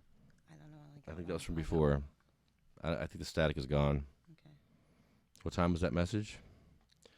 7:37. What am I in trouble for now? I'm in trouble for photos on my Facebook. I don't know what photos are on my Facebook that I'm in trouble for. From my What? party? From the party? What am I in trouble for now? For what? I don't know. I'm in trouble for something at the party. I don't know. I'm always in trouble. I told you you're a fucking troublemaker. Jesus, I'm in trouble now. And during the podcast, I got to hear about shit during the podcast. You know, he set me off. Really? Well, who's What- telling you this? How else? Who else do I get in trouble from? Did you do the? I don't know what pictures I put on Facebook. I didn't put any pictures on Facebook that are bad. Oh my God. Just go home and do the dishes. Oh God. What did I do now? Pictures. I'm always doing something wrong, and I don't even mean to do anything wrong. I took pictures. What pictures are on my Facebook that are so bad? I don't know what. I don't know what. Great, my thing's not working. I love this. Your Facebook page? I have no mouse, so it's not working. This is the best radio ever. I love this. I love when I have to worry about shit like this on the podcast. So professional. This is great. Why? Why on the podcast do you do this to me? Why? This is not cool. Now I'm upset. That's why. Now I'm upset. Why do I have to be upset? Mission accomplished. Really? Yeah. Well, now I have to spend time looking on my Facebook to see what's on my Facebook. Well, What is on my Facebook I'm that's gonna so go bad? first. Well, come on. We got a female in the room. Can you tell us what's happening here? Oh, God. Now I'm in trouble. Oh, so I'm in trouble now. What the hell are you getting in trouble for? Ow. What are you talking about? What did I do now? Am I in trouble? Really? For what? Hello? Can you hear me? Shit, can you hear me? Hello? Can you hear me? I can't hear you. Hello? Are you on the thing? Yeah, I'm on the podcast, and I'm getting these messages, and I'm getting upset because now I don't know what you're talking about. Yeah, you're on the air. What are you talking about? Oh. What? Who was It was what, Honeybee? Maybe you got disconnected. Oh, Honeybee put pictures up. Okay, Honeybee tagged me in a bunch of pictures That's what I'm here. looking at. There's nothing. She says, "Happy birthday to Grandma," and it was at the party. Is this what it's about? She's wearing my grandmother's clothes at the party. So what was wrong with that? I don't know. It wasn't like she was like What do you mean? naked. I mean, she was fully dressed. It was at the party. What? I'm always in trouble, and come on, you can't do this to me on the air. You can't. I can't. I don't. I'm not good at sitting here dealing with stuff while I'm on the air and doing a show. I can't host a show and then deal with other stuff, personal stuff. I can't. You can't do this to me. Because now I know there's gonna be a problem, and I don't know what I did. Oh God, this is so bad. I don't understand. The honeybees wore your grandmother's clothes. You've been wearing my grandmother's clothes. I gave you some of my grandmother's I wear your clothes. grandmother's clothes all the time. I give my I love grandmother's those clothes to pants. everybody. What did just close? I don't. Yeah, I mean, she wasn't like doing any provocative things. I mean, she was just wearing the clothes, trying them on. Oh.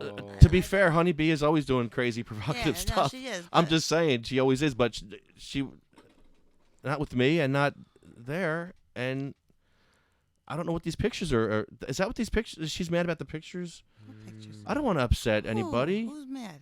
My wife is mad about the Oh, pictures. your wife? What pictures? I guess of Honeybee. Honeybee's out in Oregon. First of all. Well, what pictures? And Why don't you ask your wife? when she's wearing my grandmother's clothes, the silver pictures, when she's that silver Silver stuff. shirt? I've given my grandmother's clothes to like everybody. I give her. I don't know. I don't know. I don't remember the pictures. I mean, I know. Can I have some of her clothes? Help yourself. Today's my grandmother's birthday. Oh, wow, is it? And that's what happened. Honeybee is putting pictures up of my grandmother's clothes, and she says, "Happy birthday, Grandma, GM." Ah. So it's a nice thing that Honeybee's doing, and it's not a bad thing. And it's really upsetting me that this is being turned into something bad. It's not. And now I'm upset. Did you take out the garbage? I did everything. We had a very nice weekend. Valentine's Day? What happened with Everything's been Valentine's great. Day? What'd you do? I don't know. Now she's mad at me. Did you get her like 10 roses and not the full 12 or something? You got to talk to her because you don't know exactly what's wrong. Yeah. Mm-hmm. Well, she's mad about the pictures of Honeybee, I guess. Oh, my phone. Is that her? No, it's my daughter. Oh. I got to take this. Hit the button, please. Hit the button. All right, hit the button anyway. All right, don't take that on the air. Please just... I'll shut your mic off here. Okay. All right. Oops, wrong mic. There we go. No. Ay. Mm-hmm. So Jesse's making more shirts. Thank you, Jesse. Shirts? We have somebody that can make shirts? She's making tie-dye shirts. Nice. Which is really cool. I really like those shirts that she's making. Very cool stuff. I'm in so much trouble, guys. I just remember spinning the little piece of paper as a kid and squirting the paint on it. It must be close to the same thing. People on the chat are like, yeah. In trouble. I guess. Ay. Can't win. Sometimes you can't win. Even after a great show, like this morning was very deep for me. Oh. Talking about my grandma and about suicide. And, what we do here is very serious. So I don't need people making light of anything on the show anymore. We don't double victimize patients on this show. We see enough of that. And we've been helping people left and right. That's what we have to do. What do you think, Mike? Absolutely. Totally agree. We definitely help people. You were just diagnosed with MS. Yes. And still can't even realize what's going on here. Do you know what kind of MS you have yet, or no? No, we're still working on that. I have appointments all over the place. Going down to Freehold next Wednesday. To with the neurologist? Yes. Yeah.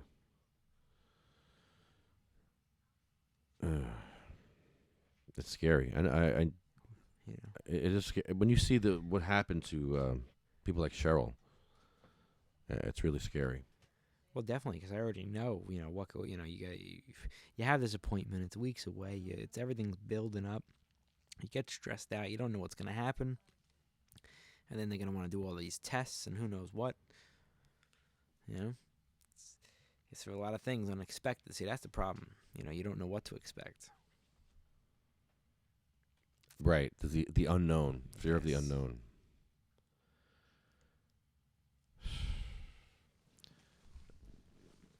See, I don't know if you knew this, but we went to the bridge today because Michelle was talked off the bridge by the Bayonne police. Oh. And the whole reason we went to the Bayonne Bridge today, because they opened the bridge. Oh, that's right. And I said, a good opportunity to talk about suicide because Michelle was going to end it all on that bridge. And you got to be pretty desperate to want to jump off a bridge, man. It's pretty scary. And they stopped her. They grabbed her feet with a wire, apparently. So you never know what drives a person to sink into that hole, because people do fall into those holes. I've fallen into that hole. When my grandma died, today's my grandma's birthday, and when my grandma died, that was very traumatic for me. It was the most traumatic thing I've ever seen in my life, because she's the woman that raised me. And the whole reason she died was because some idiot from Florida decided to take his controlling ass to call to call an ambulance on my grandmother against my wishes. This is the same guy who told me my grandmother's a burden. He told me that she'd be alive 6 more months. Years ago, and she was like 90. He's like, oh, she has 6 more months to live. She'll be dead soon. Yeah. She lived a long time after that. And she would have kept living if they didn't get involved from 5,000 miles away. When I was there every day, taking care of my grandmother, every day, driving an hour to see her, taking care of the new caregiver, dealing with all the stuff that they weren't dealing with on a daily basis, hands-on, they decided that they knew better than their grandson, who loved his grandmother, who would not want a thing to happen to her. No, they let the guy who thought my grandmother was a burden because of all the money that they had to spend on an aide, the guy who didn't like my grandmother at all, they decided to let him make the decision on my grandmother, not me, the guy who loves her. They decided to let this asshole, abusive fuck from Florida, abusive, controlling, who won't allow me to see my mother. What a jerk-off. And they all talk shit about me because I'm a cannabis patient. But no, I'm a drug addict. I'm a drug addict. No, I'm a cannabis patient. I don't take drugs anymore. I got off drugs using cannabis, dumbass. But they all sit down there in a little blue-haired clique, and they sit there and they talk about, it's just a bunch of hens pecking. That's what they are. A bunch of hen pecking away at people. In their little coffee clique. The blue-haired coffee clique. You all believe each other's bullshit down there. So in the meantime, I can't see my mother because if I go down to see my mother, he's going to leave her. He threatened that he was going to leave her. That's some controlling shit right there. Yeah. Mm-hmm. And she's stuck because she relies on him. He literally wipes her ass. Literally. Like, everything is done for her by him. So she cannot say boo. She can't say a word to him because he was already controlling and verbally abusive towards her before she was injured, before she was sick. Now she's sick and infirmed and pretty much disabled in a wheelchair. She's fucked. She's stuck in a situation where she can't do a damn thing. She has to do what he says, say what he wants. And that's pretty sad that she can't even see her own son. How sick, how controlling are you when you're going to keep a mother away from her son? That's pretty sick. Jack, the guy who throws me up against the wall after my 3 back surgeries, after he knew I had back surgeries. When I was walking with my cane, he threw me up against the wall, the violent fuck that he is. And my left hand was free, so I was up against the wall, and I had him by the throat, and he had me by the throat, and we were squeezing each other's throats, and I had my left hand free. Of all hands to leave free, my left hand. I'm a lefty. I could just start pummeling him, but I didn't. I didn't because he's my mother's caregiver, and I didn't at the time.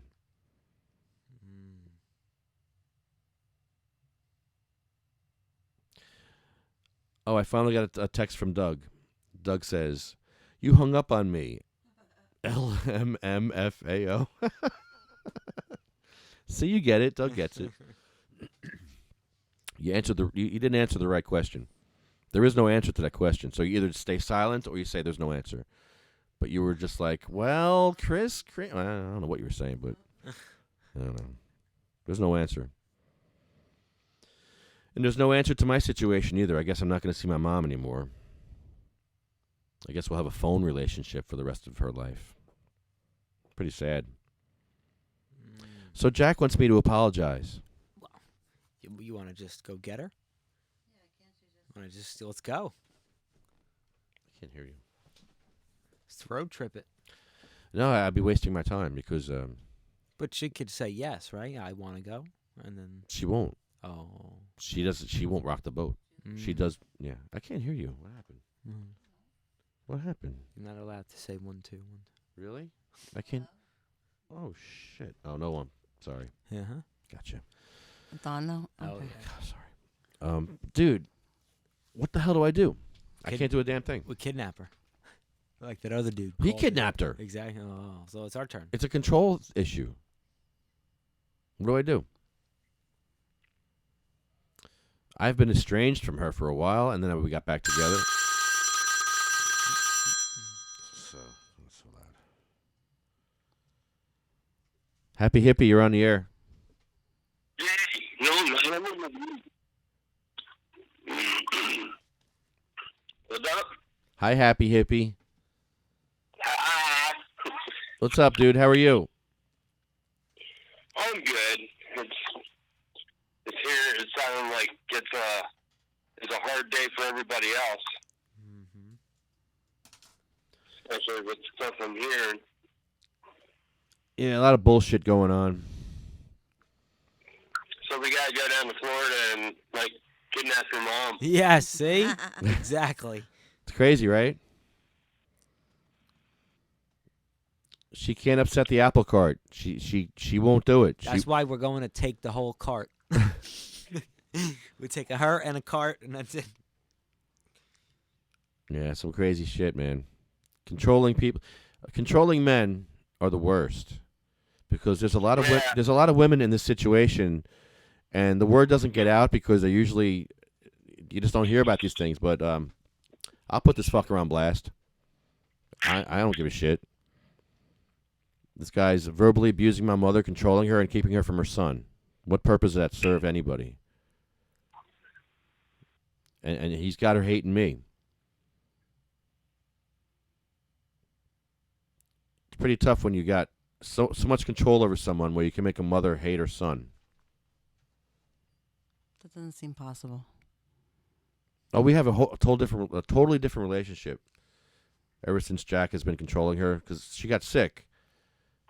And now that she's totally under his care, it was a really strange situation that went on. Sounds like a narcissistic socialist to me. Yeah.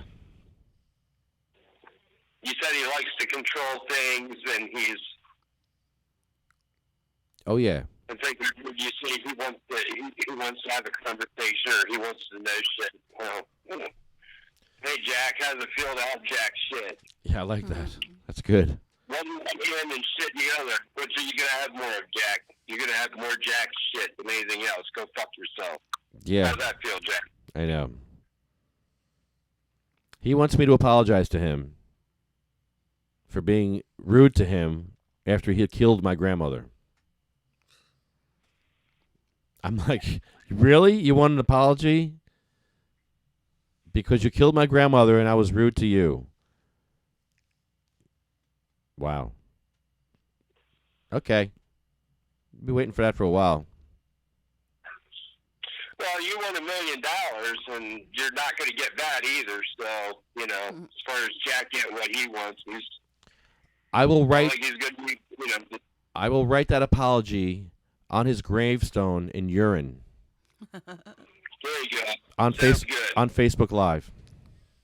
Can I do the exclamation point? We already did that to Harry Anslinger, so Wayne pissed on Harry Anslinger's grave. Oh. He did. What? It was amazing.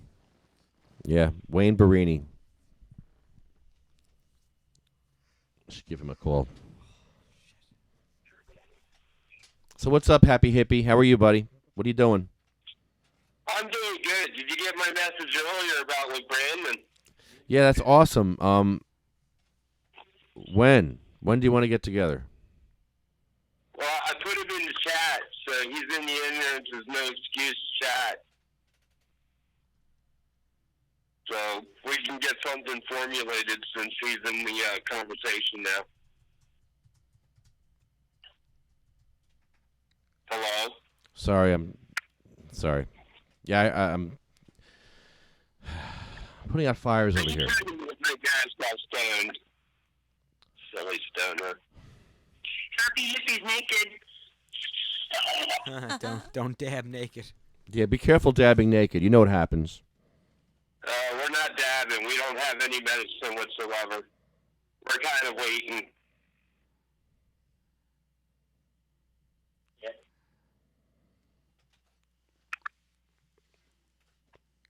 That real fun thing, waiting for the disability to get put in the correct deposit.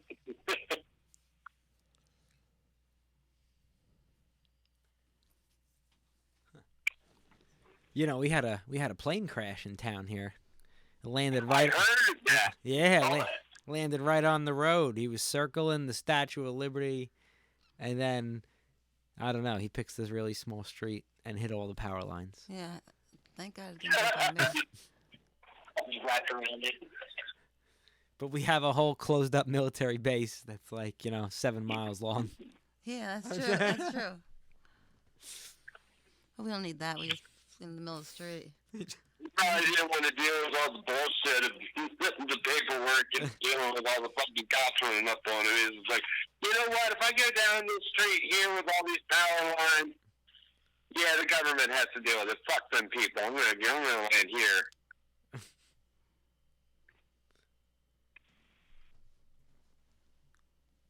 Thank God it was a small plane.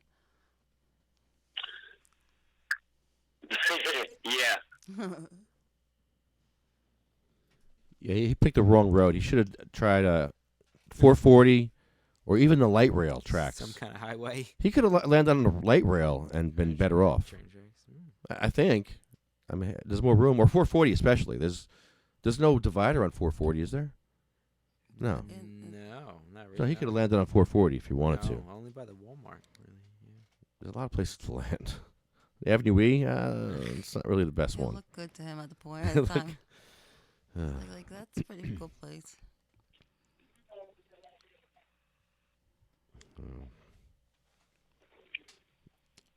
All right, Mathew. It was good seeing you the other day. So we want to get together here really soon. Yeah, you got Sooner something. the better. You got something coming up on April 19th. Is that it? What's that? You have a rally coming up on April 19th. April 19th, yep. There's going to be a rally, and I think all the groups are coming together for this one. So it sounds like everybody's pushing for decent. Yeah, you guys should podcast. Well, we'll have to get it set up for that day for sure. Yeah, talk to your buddy. Oh, you want me to talk to Wayne? Yeah, talk to Wayne, your friend. Yeah, you're kidding me. You got to play nicey nice with Wayne now. Not Wayne Barini, the Wayne that got in your face at the Statehouse. Yeah, no. I can go without having to talk to him for the rest of my life. We need him. He has to help us. I need him like I need another fucking ambulance. Fuck that. He knows what we need. He knows what we're supposed to do. He has our parameters. He knows it all. Well, hey, I don't know. I guess you didn't get my message about the stuff that was going on with Brandon. He wanted me to make sure that you kind of knew what was going on. Oh, I didn't get that. No, I didn't see that, so I'll have to check. I'll check that out. He's going through him and the family are going through some pretty heavy shit right now. Oh, okay. That's not good. And it's one of those, the sooner we get him out, the better. Oh, really? Okay. Well, nobody likes the big C word, and there's the possibility of the C word with the little man, so, yeah. Really? Little Brandon? Oh, man. Yeah.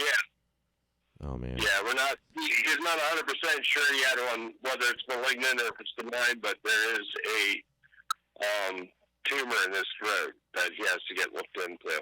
Dude, he's got enough problems. He's got kidney issues. He's got all kinds of. Really? Well, see, that's the other issue. We have to schedule this video around his dialysis because Mondays, Wednesdays, and Fridays are out for him since he's in 3 hours of dialysis.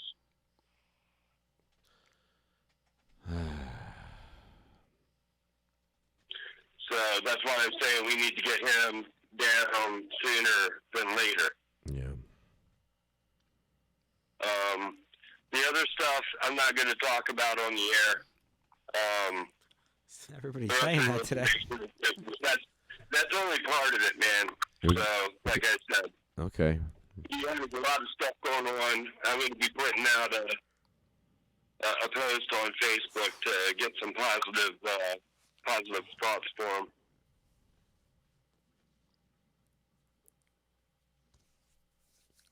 All right. Well, our prayers are going to go out to Brandon. Sorry, dude. I hope you feel better, dude. That's man. That's one tough hombre. Oh, you have no idea. He gets a lot of respect from me for all the shit that he's had to go through. Yeah, dude. You know? Big time.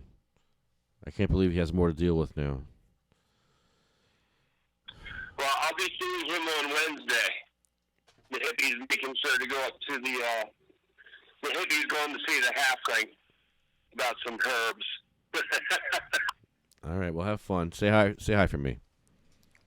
Oh, I will do. We're planning to take some apples and some feed and stuff for the chickens and his little mini horse that he has. We're gonna try and make a day of it. Have some fun with him. That's what it's all about, man. Helping people and having fun, make them smile. That's very helpful. That's all I do, man. Yeah. I try and make people happy and give them rugs. I love it. I love it. I love it. You do. You do a good job. Thanks, Hippy. Thanks, Hippy. So And how do we get into the magical butter machine going thing? Is that thing still going on or what? what do you mean? Always. Okay, cool. Put me in. All right. You got to answer a question. Okay, I can try. Who's a bigger douche, Chris Christie or Donald Trump? Now, why do you got... Does he get his name in the magical butter drawing? Does he get in? Yeah, of course he's in. Don't worry. We're going to fix it for you. Don't worry. You gotta have more people in it to make it look Yep, legit. yeah, we got to make it look You're legit. running for office. You should know this. That's to look good. Optics are important. All right. Now, let's see what happened here.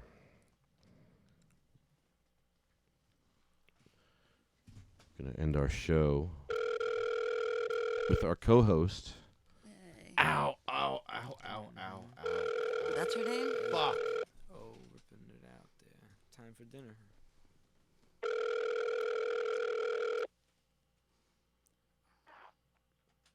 Hello?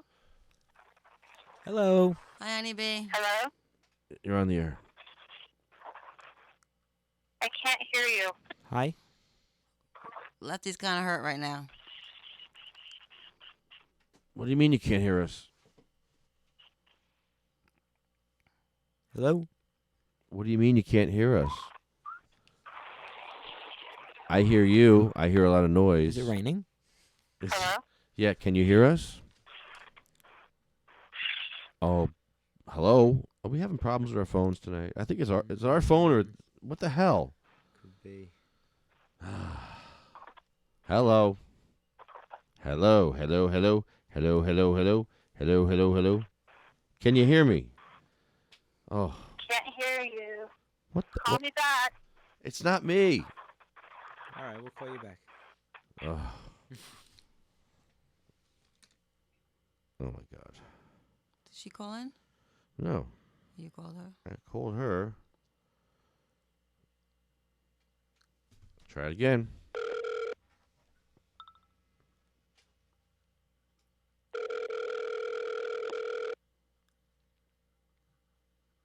Honeyb Thomas from Hello? Oregon. Can you hear us now? It's not it's not us, it's you. Hello? It's definitely you. It's definitely not us. Hello? It's definitely you. Confirm. It's not us. We can hear you fine. Hello. All right. Oh my God.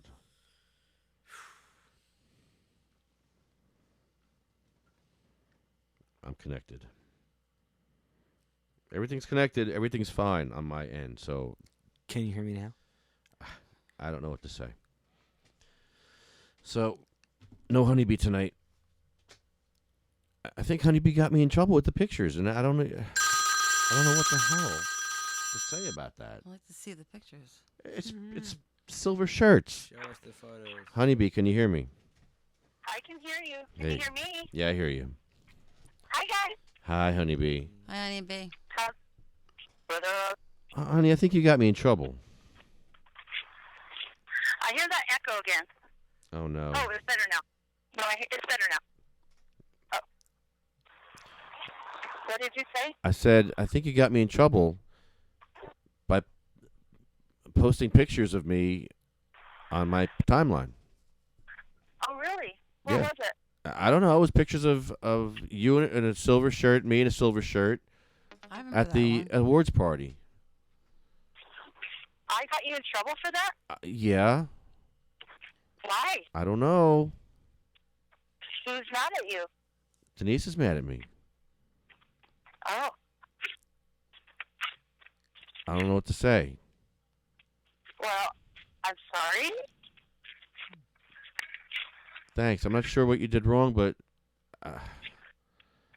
Or if you did anything. I don't know. I'm just saying. I'm just putting it out there. I'm in trouble for those pictures. I think. Oh. I think. Well, they were just, well, we weren't by ourselves. There was people there. It was the awards party. I don't know. Wait, I was there. I know. I don't know. I don't know. Hey, nothing happened, so. I don't know. I don't want to upset anybody, especially my wife. So I don't know what to say to this. She's got to figure out which picture she's really Yeah. pissed at. And I why. don't know. Gotta bring home flowers. There's nothing inappropriate. I- My hands were like Yeah. up, not even touching you. You didn't do anything wrong. No, You just I bring home know. flowers. I don't. Maybe it's I just know. you were wearing your grandmother's stuff. I don't know. I need to. I don't know. My wife needs to know I love her and that I don't want to upset her. So I don't know what to say. Your wife puts up with so much shit. My wife does put up with a lot of crap from me. Yeah. I mean, she needs to have trust in me because I'm always hanging out with beautiful girls like Michelle and Honeybee. Maybe that's what it is. That's what it is. You're pretty girls, and she doesn't like that. But there's nothing to worry about, so I don't know what to say. I promise we'll I get don't ugly hear. people here. There's There always was that balance it innocent out. picture. yeah. I know all the. I don't know. I don't know what to say. Many sorries. I know, Honeybee. I know. Thank you.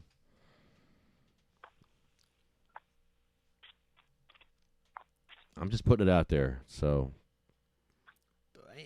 All right. Now I have to look at the pictures. Mm-hmm. They're not even bad.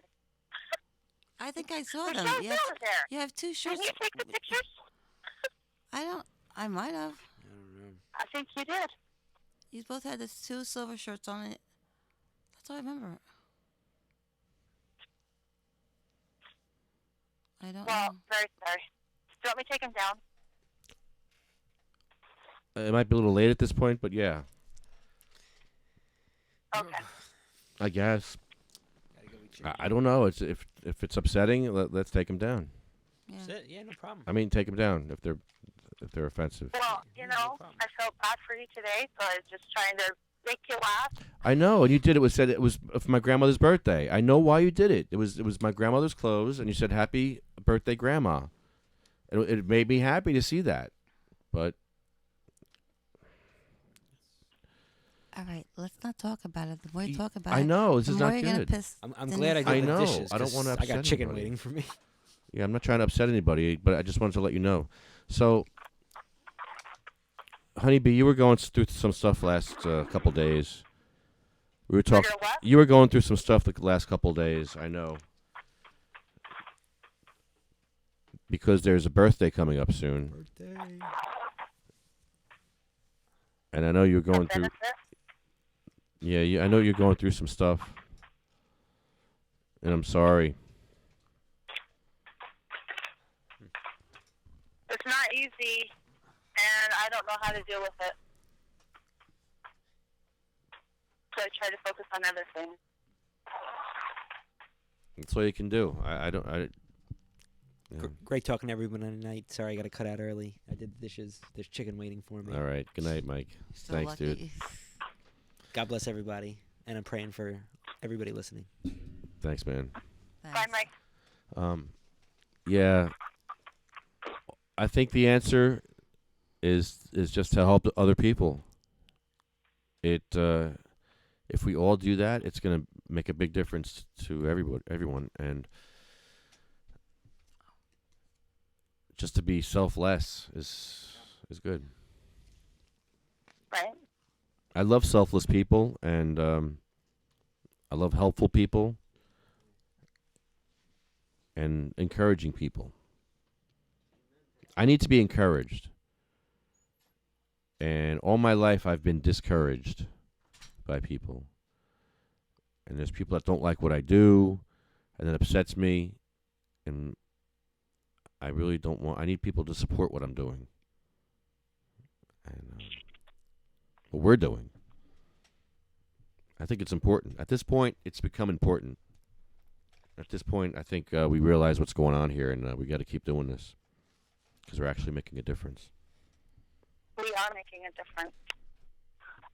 You would be amazed at how many people talk to me and ask me questions, and they want to know what I have to say and what I know and who I know, and it's really exciting.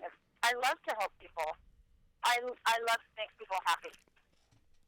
And when I see someone sad, then I try to put a smile on their face. Yes.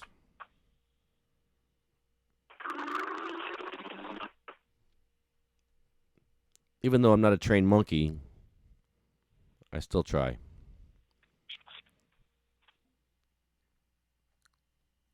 Well, that's what we got to do, is try and never give up.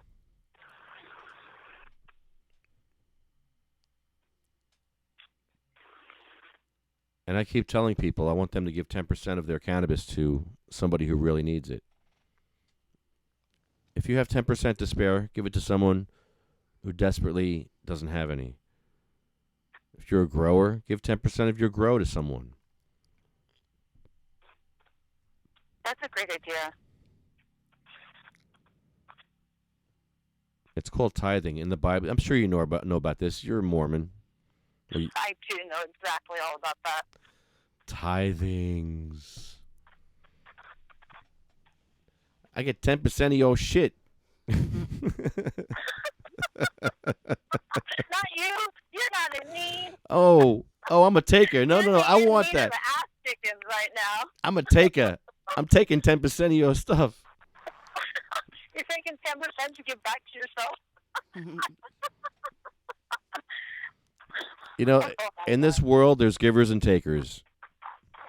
Yes. Really, there's two kinds of people.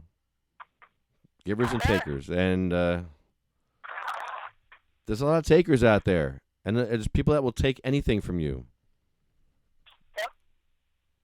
Like your happiness. Oh, wow. Yeah, don't take people's happiness away. You got to encourage others' happiness. Encourage other people's dreams. It's important to encourage other people to follow their dreams. Even if you don't agree with them and you think they're crazy, don't say how anything negative. Just don't say nothing. Just let them do their thing. Be like, if it's making you happy, that's awesome. Keep Yeah, on doing it. it makes people happy. If you're not hurting people, you're not hurting people. Right. If you're,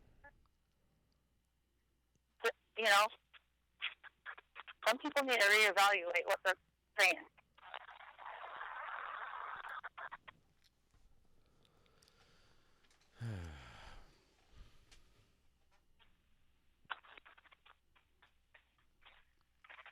So it's really beautiful in Oregon right now. Not raining, kind of cold. I'm walking home from work because my car is still broken. Well, that's not good. Is that? I know, it's not good, but I live 15 minutes away from work, so it's actually a really nice little walk.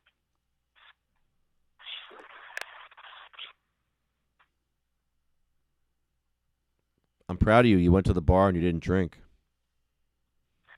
Good for Thank you. I had a ginger ale, I had a tea, and I had water, along with my vape pen. I always have that. It's difficult. It's interesting because when I'm like, nope, I'm not going to do it, then I don't do it. But if I'm like, wishy-washy, I do it. I just, and if I'm stressed out, or I'm uneasy, or my life is not going how I want it to go, then it's a lot easier to do that. And that's what sucks, those times.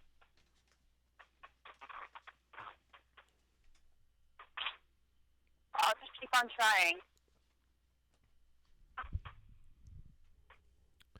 Kind of weird to say, I just will never give up, but I need to give up. I need to give it up. But I won't give up trying to give up.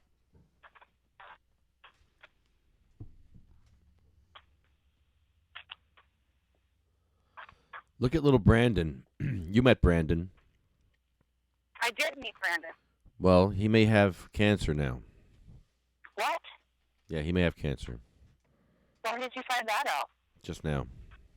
Oh, sad. And like he doesn't have enough. He has enough to deal with. He already has kidney issues. Yeah. He goes for dialysis 3 times a week. Oh, my goodness. I mean, come on. How much more do you have to give? How much more do you have to dump on people? How much? I mean, he's the nicest kid. Uh-huh. You met him. You know him. I did. And I've had quite a few, well, not quite a few, but we've talked through Messenger, and he's a really nice person. Very caring. Yes. Loving. Yes. Big time. Very compassionate. Didn't he go see Happy Hippy and Sheila Yes. and share with them or donate or whatever? I don't know. I know that he's very compassionate, very helpful to other patients. And that's what we need. That's what we're seeking. And it's pretty cool because people seek us because we're just trying to be helpful.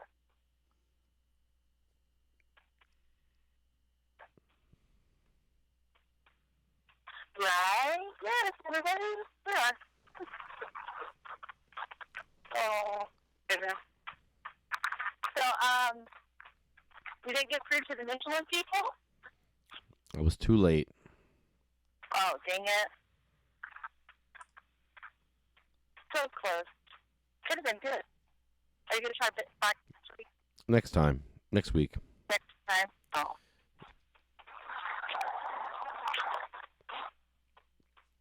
So I want to thank the organization cmmnj.org.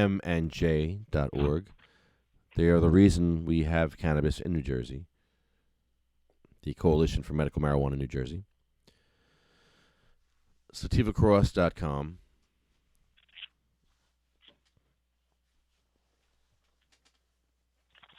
NewJerseyWeedman.com. He's got court dates coming up in March. Support the Weed Man. Support the joint. There's a huge 420 bash. Sativa Cross is kicking off the 420 bash this year. And then Friday, Saturday, Sunday, at the joint, there's another whole party going on with speakers and music and all kinds of stuff. So you want to check that out. That'll be great. It's 420. Sounds fun. Sounds like a lot of fun.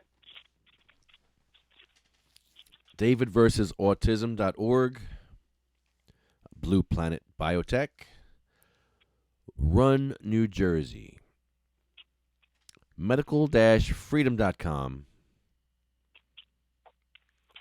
Can of sense. Oh, you know, we forgot to call William. Oh, wow. I was supposed to call William. Oh, well. Do you want to do the song with us? Can you do the I'll Crush You song with us? Me? Yeah, you. Come on, you know how to do it. Pretend you're William. Come on, this will be great. Come on, do it. Pretend you're William and say all the dumb shit he says. Come on. You won't hear the music, though. Just start doing it, and I'll play the music, and I'll let you know. Here we go. I'm playing the music now. Here he goes. Hold on. All right, I'm playing it. You're not going to hear the music. You'll hear me, though. When I go, I'll crush ya. Right now? Go for it. I'll crush ya. Talk like William and go, Oh, I want you to come. I'll play. crush ya. Oh, shoot. I'll crush ya. I'll crush ya.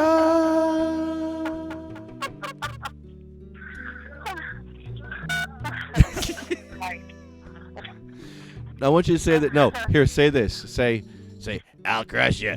He tries to manipulate the situation. I'll crush ya. He tries to manipulate the situation. He wanted to kick him in the chest, He wanted to kick him in the chest. and he flopped around like a fish. And he flopped around like a fish. All right, those are your lines. All right, go. Ready, go. That's good. Yeah, do it again. Just like that. So what do you want to say? I'll crush ya. I'll crush ya. Oh, sound like a girl. I'll crush ya. Come on, do William's voice now. This was funny.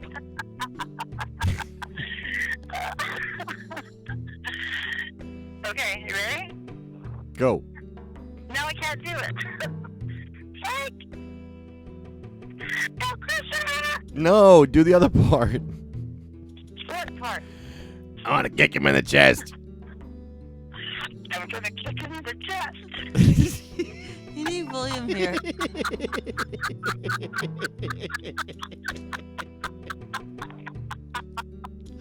Oh my gosh. You should have sent me the lyrics. No, it's better spontaneous. Beautiful song. This is funnier spontaneous. Come on, do it. Do the William voice. Flopped around like a fish. No, stop doing. No, not that part.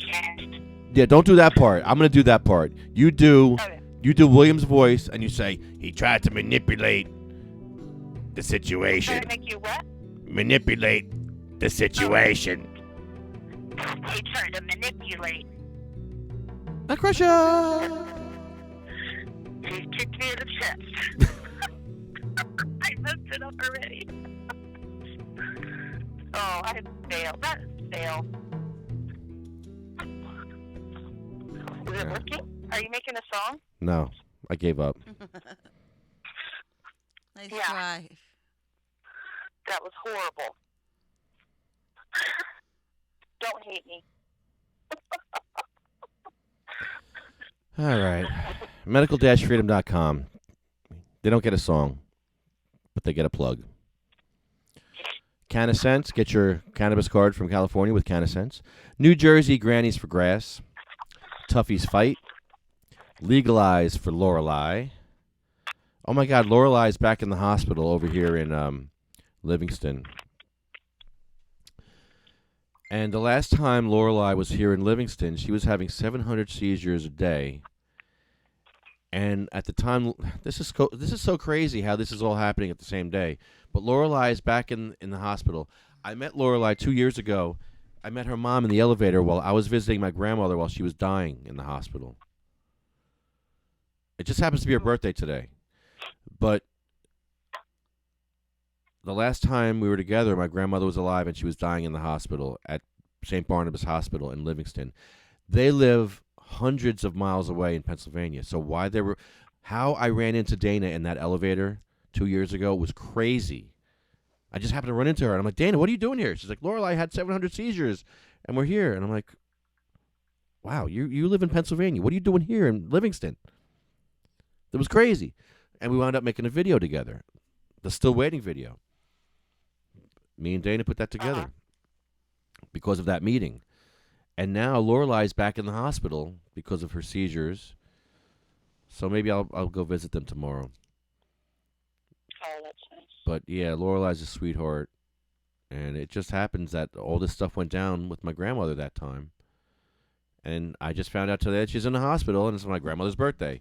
I pick up on patterns in life. All these patterns, you probably all think I'm nuts, but I've been getting patterns like this for a long time.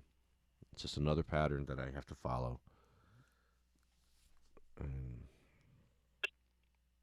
Clues, life clues. I follow these clues because I need answers.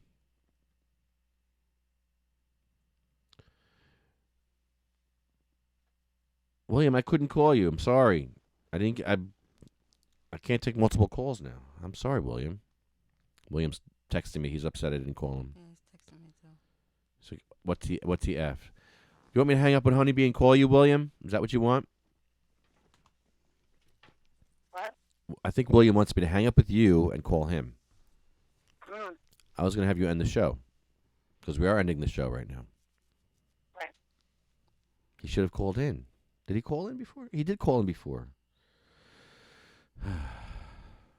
All right. You know what, Honeybee? I will call you back. How about that? Let me pick up with William and see what he wants. He wants to sing a song. All right. Let me sing the song with William real quick, and I'll call you back. Okay. All right. Bye. Bye. All right. Let's call William. Let's get this done the right way. You want to sing the Al Crusher song? You got to have William. Yeah. You can't do the Al Crusher song without William. So, all right, let's call him up. People love this anyway. People just love when we do this. I don't know why, but they do.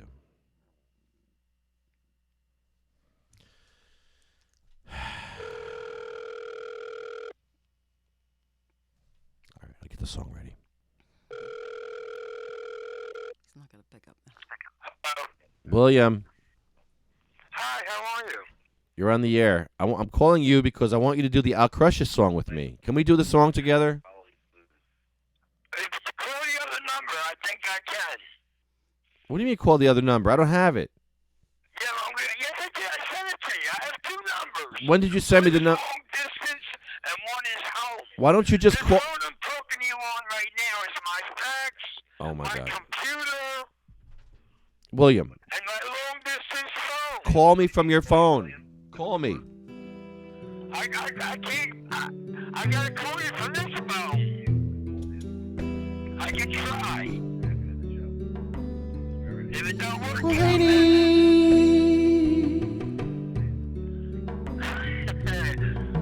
you know, all he wants to do is kick him in the chest. Will Haney.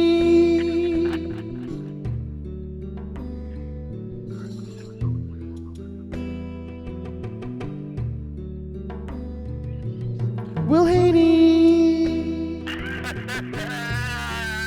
Can you hear me?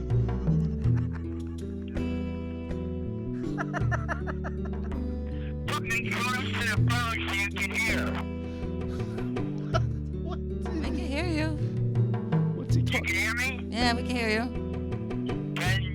Can Lefty hear me? Will Haney. I know he wants to do the Al Crusher song. I got it, I get it. And there's no complication. Will Haney. Good. Can you hear me? Okay, let's... Will Haney. I gotta hear the music. Yeah, I gave it to you, but I'll give it to you again. This is great. Will Haney. This is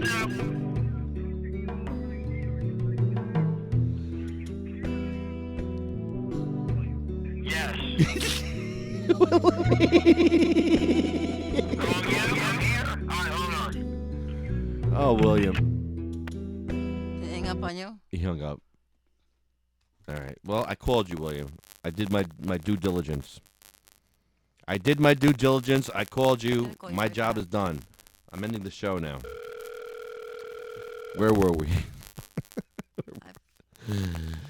Wow. Tuffy's Fight. JacksonStorms.com. Prayers for Sarah. Prayers for Pete. Hello? Hello. We're back to our list. Okay, I took care of I'm William. going to call you back because that's when it works. Jenny's Purple Ribbon Journey. Jenna's Journey. Everybody's hanging up on me. American Refugees. Brian, Wilson, and Vivian. Megan. You're on the air. Hi. We're down to our list, Honeybee. This part of the show is where we get serious. Well, we've been serious a lot lately. And this list and the Ode of Remembrance really brings it all home. For me, personally. Because this list hurts my heart. You're telling me.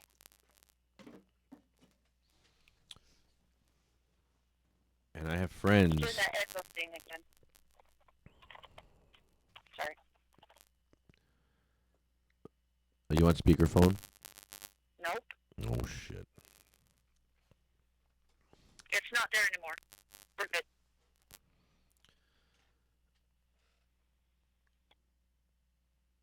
Now you can't hear me? So people like Cheryl Miller, who could only use her head to fight, that was a cool chick, man.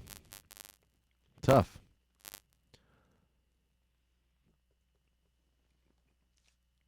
Tough like you, Michelle. Yeah. Just like you, Michelle. That's right. You're a tough lady. Mm-hmm. Oh, yes. She doesn't want to hear that shit. No, I don't. I think it's time to end this show.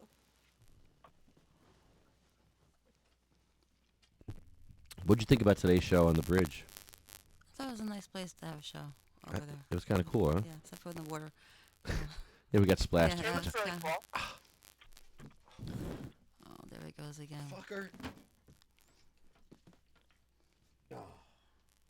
This is what side nobody sees of Lefty. Lefty's in pain now. I've been in pain. Nothing I've been in pain all winter, man. All winter. I've had a lot of physical pain the past few months, emotional pain. I'm all pained out. I had enough. I just want to be happy now. I don't want any bullshit in my life. I just want happiness. And I want to bring happiness to others. And if I don't, I just leave you alone. If I'm making you unhappy, I'm just gonna, I just gotta leave you alone. I don't know what to say. I don't know. I'm not trying to make anybody unhappy. Especially people I love and care about. I'm not trying to make anybody unhappy. Neither am I, and I'm sorry.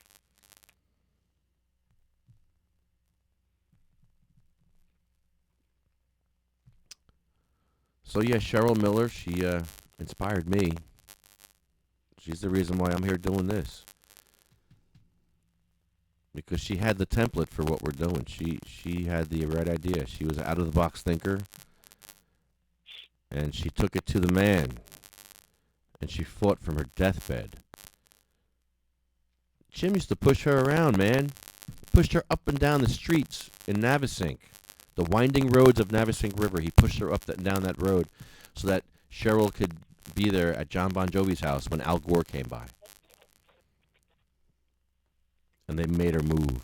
They were there 5 hours before Al Gore arrived. They made them move. But they persevered. They kept fighting.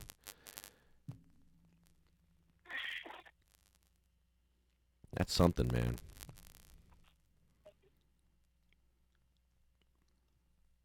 I would like to be half the activist that Cheryl Miller was. Because that girl, man. Something else. Something special.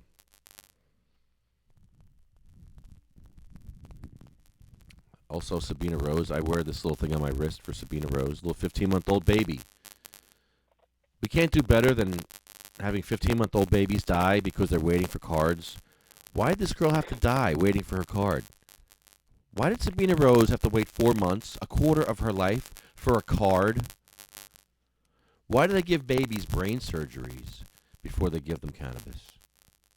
Why wouldn't you give cannabis first before you give a brain surgery?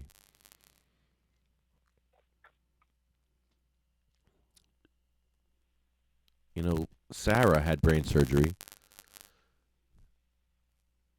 They went in there and they removed a part of Sarah's brain. They said, this is going to fix her seizures. And this is before Sarah had cannabis.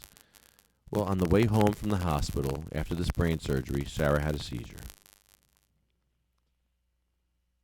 But they wouldn't give her cannabis, though. Cannabis, no. Brain surgery, yeah, it's expensive. They can make a lot of money off that.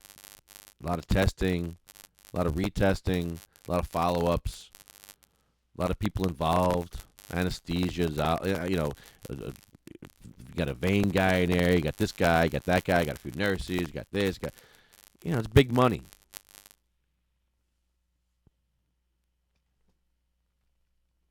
Diane Ripatella, she died from Lou Gehrig's disease, waiting for her cannabis card. Little Gracie, little Cindy Mae, these little girls. Come on, man, we could do better. We can do better than having children die and wait for cards. Why are children waiting? I know why, because parents are afraid that Child Protective Services will come and take their children away if they medicate them illegally. And it's a real fear because it's happening in states where it's legal. It's happening. Parents are being victimized. What do? If you're Sabina Rose's parents, what do? Do you let them find out you're giving them cannabis? You're giving the baby cannabis. They take the baby away, and then the foster parents kill your baby. Because that's happened too. There's nothing stronger. There's no stronger bond between a parent and child. Nope. You're going to get between that and say, I know better. Kind of like Jack in Florida. He knows better. The guy who hated my grandmother, he knows better what's best for my grandmother. Yeah, right. How the hell do you know what's best for anybody? The government should not be getting involved between parents and children.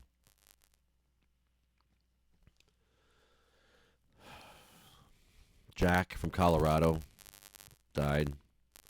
Joan Ford wrote a book on epilepsy called The Falling Sickness. Be out this year. She died. Randy Robertson. He had the Whipple procedure done. Big money there.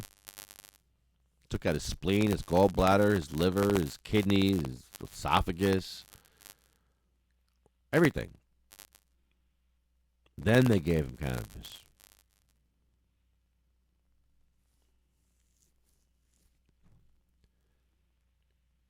Chad.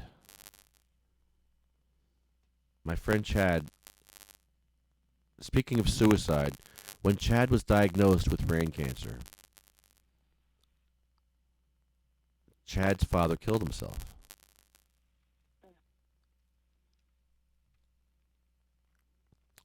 And that left Chad's mom, Iris, all by herself to take care of Chad. And she knew nothing about cannabis. She's just on her own, man. They threw her to the wolves. They said, here you go. Here, take your $500 an ounce. They gave him a card. They got him a card. And they said, here's your $500 an ounce weed. Have fun. And they went to the dispensary, and they bought this $535 weed. They tried to make oil. They didn't know what the hell they were doing. They made inconsistent oil, inconsistent edibles. And we gave a magical butter machine, and we helped them.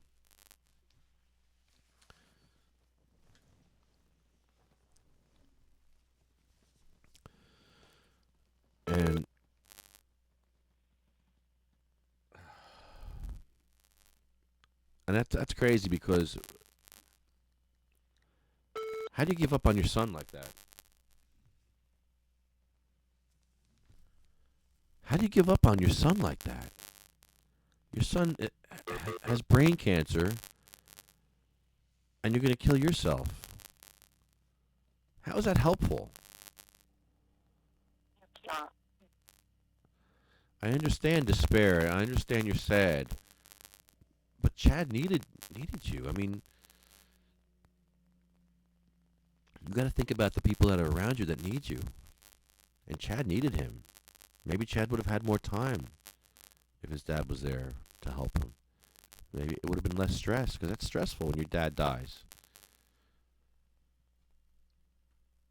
So you're dealing with brain cancer and your dad's suicide. That's stress, and stress is a killer for cancer. Stress is the worst thing you can do for a cancer patient. So when I hear of the government victimizing patients, I get out of my mind pissed, because patients need to rest. Patients need love and compassion and care. They don't need to be victimized by our government.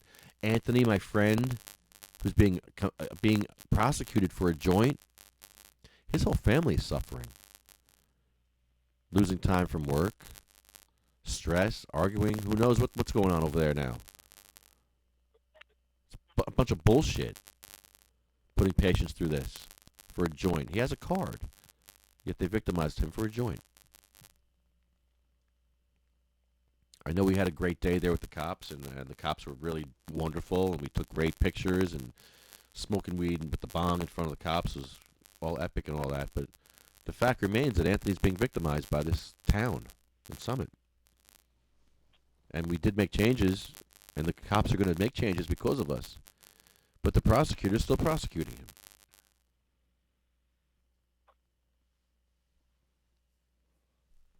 Something's not right. We can do better. We will.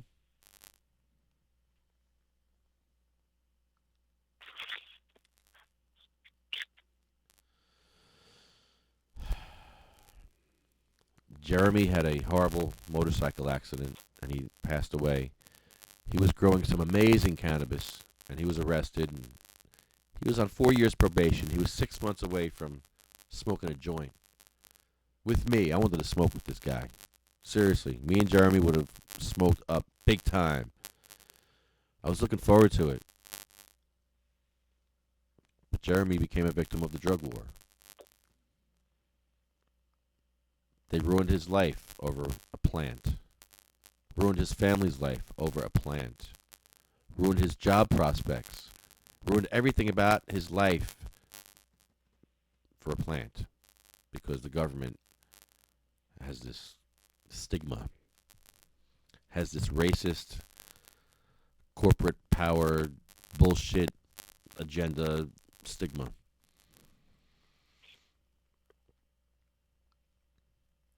Colette is Jeff's mom. She died from MS. Oh, sorry. I'm sorry. You don't die from MS. Excuse me. Excuse me. My mistake. Sorry. You don't die from MS, right? Right. Right? It's on the internet, so it must be true. Yeah, you don't die from MS. It's good. You want it. You want MS, right? Don't you want it because you don't die from it? No. Of course. Right? It's good You to don't have die, it. But No? You don't die? You don't die. You suffer. Oh, you suffer. Oh, I don't know what's worse. That's a tough one. You don't die from MS. You die from complications from MS. You'll die from pneumonia. You'll die from not being able to swallow. You'll die from something horrible.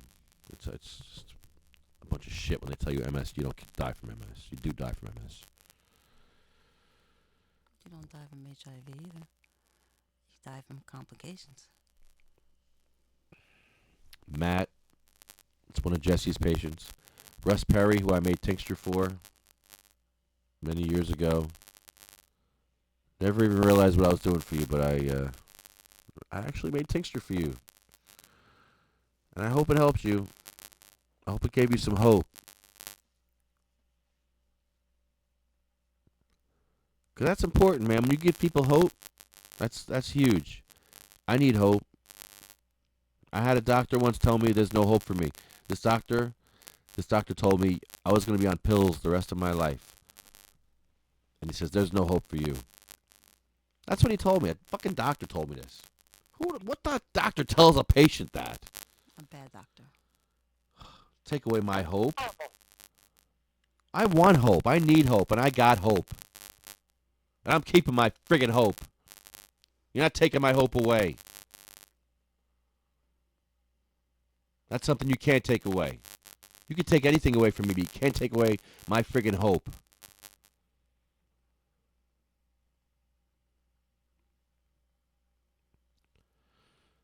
Roger Barber. I love that guy. He was always encouraging and hopeful. Always positive in the face of what he dealt with. His daughter has horrible epilepsy, seizures. He had to fight the system. He had to fight the school board to get his daughter to use her cannabis in school. And they're still screwing with his daughter. They're like, nope. You're allowed to use cannabis in school, but you have to administer it. Our school nurse doesn't have to administer it. We got you. Gotcha. They're playing a game of gotcha with the Barber family, and it really pisses me off. So we called Senator Cruz all year last year until we got a meeting with her. And we got a meeting with her, and they're going to pass a Senate bill that's going to help Jenny. Jenny's bill, part 2, is going to help Jenny, and we need to get the governor on board. We need to get the governor to expedite this immediately and get this signed so that Laura doesn't have to go to school to give Jenny her medicine, and Jenny gets a full day of education that she deserves. So, yeah, we're going to help with that. Jay Oleto, my friend Jay, called me 2 weeks before he died in December, and he's looking for his cannabis card. He wanted it to be legal, so I wanted to help him. So I gave him the number of a doctor. What I should have done, and I didn't do, was go to see him. What I should have done, and didn't do, was go there and smoke his ass up. What I should have done, and didn't do, was just go there and be a friend to him and talk to him and just chill with him. Show him that someone cares. Don't be so hard on yourself.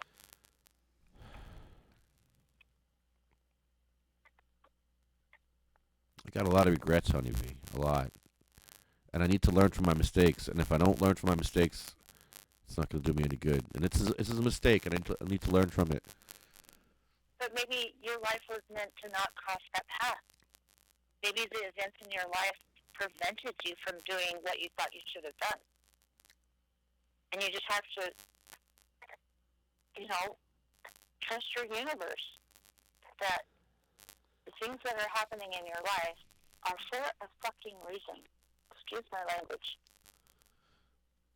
But you know what? We've become such a force, it seems, that we're winning. And I think that if I got involved and helped him, I would have helped him, and give him hope and helped him win. You don't know that. I don't know that. We'll never know that. And that's what my problem is. I'll never know that. I should know that. You should just trust your universe that the things that happen were meant to happen. I know, and I need to learn from my mistakes. I think of that as a mistake. I'm sorry, I do. I should have done more for him. You felt like you could have tried harder? Yes. Looking back, yeah.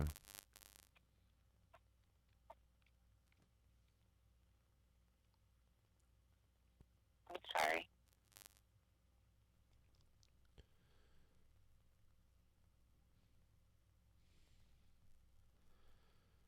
So, yeah, Jay, I'm sorry. I'm sorry you were so lost and in so much despair. He was hurting, man. And he couldn't get cannabis easily. It was easier for him to get heroin. Except if I would have drove down there and smoked him up, then I could have got him some cannabis easier than he got this heroin. I mean, I drive to friggin' Trenton with my bad back. I could have driven to Plainfield. I think Plainfield's a lot closer than Trenton. So yeah, I do beat myself up. Because I think a lot. I do a lot of thinking. You know, I sit here and like, why are you so... I overthink, but I have to because I I troubleshoot and I have workarounds. So I have to think of every possibility, every loophole. Outside the box. I hear you on that Solution, just different solutions and you have to think of crazy shit to come to a good point where that's usable. I mean, I come out of left field sometimes with some of this shit that I throw on the wall. I throw so much shit on the wall and see what sticks. You should see my wall. What's sticking to my wall? You wouldn't believe what's sticking to my wall. I'd be embarrassed to show. I mean, it's just ideas I throw out there. And some of them are great. Some of them are just like, what the hell were you thinking? And I'm like, that's where my brain was at. My brain just goes in different directions. But I get shit done. I do. I try to get shit done, and I wanna do more. Dude, you're a fucking award winner. Thank you. Seriously. You're doing it right. Yeah. You're doing it right. I mean, no one is perfect, but you are doing it right. Yeah, we're trying. And we'll do better. That's the first step, is trying to be willing. Yeah, and we're going to improve. We're going to always do better. I'm always looking for suggestions on how to improve. And what are your intentions? They're to be helpful. Yeah. People have been helpful. Yep. You have bad intentions? No, I have no bad intentions. I really don't. Unless it's with Al Crusher. You talk about trolling? All right, yeah, I am the ultimate troll. And yeah, you don't want to fuck with our trolls because we are tough. So yeah, and that don't even know. yeah, you don't even know. In that case, yeah, I'm a passive aggressive bully when it comes to that. But you know what? We've met a lot of good people on our tour. For every Al Crusher, there's a Dumont, or what was his name? Joyce. Del Monte. Was that his name? Del Monte? I forget his name. The other guy. The list is long, you know. Yeah, so for every bad cop, there's 5 good cops. Seriously, on our tour, we found that. I found that. I'm not just bullshitting you. I mean, there's good cops out there. There's a lot of good cops, and the bad ones make it look really bad for the good ones. I mean, the Al Crusher beat the fuck out of me. You think I shouldn't hate all cops? I don't. I should, but I don't. I don't. A lot of people do, but I don't.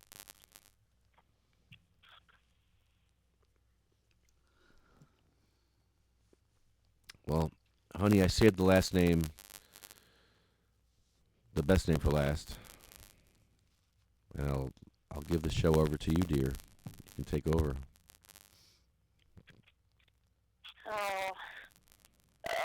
These last couple days have been so hard for me. I know. And it's really hard when people love my son and want to tell me how much they love him. And I miss him so much.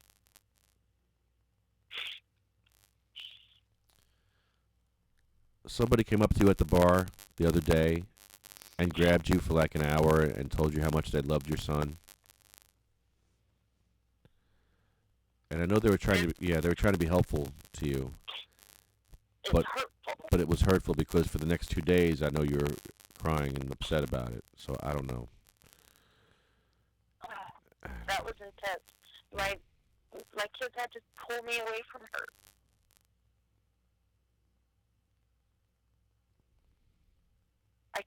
I still haven't calmed down about it. What was she telling you? How wonderful he was and how much she loved him and all the things they did and how much she admired me for being his mother and raising him right. And I mean, they were all positive things. But it just made me miss him more.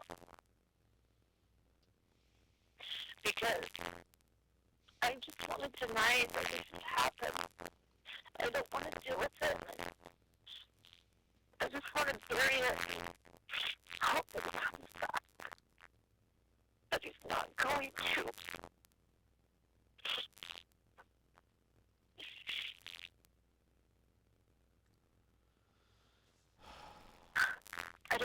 deal with it. I don't know what to do.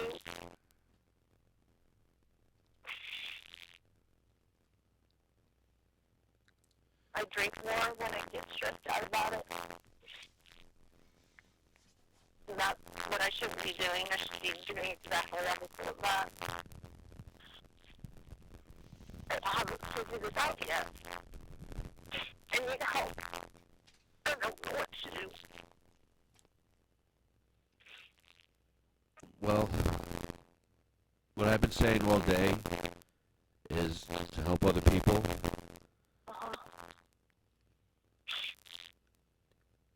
Getting his story out there may help some other family, some other mother or son.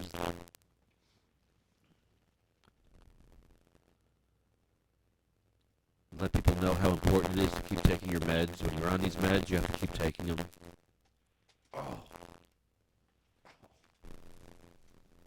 Yep. And that's a difficult thing. I'm sure for any person that has seizures, that medicine is horrible. It just is horrible. And that you have to constantly keep on changing. And it's not even a for sure thing that it's going to help.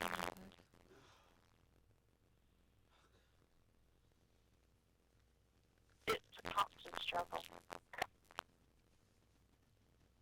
And I hope it gets solved, and I hope that we can make it easier for people with epilepsy. Because I don't wish this on any mother.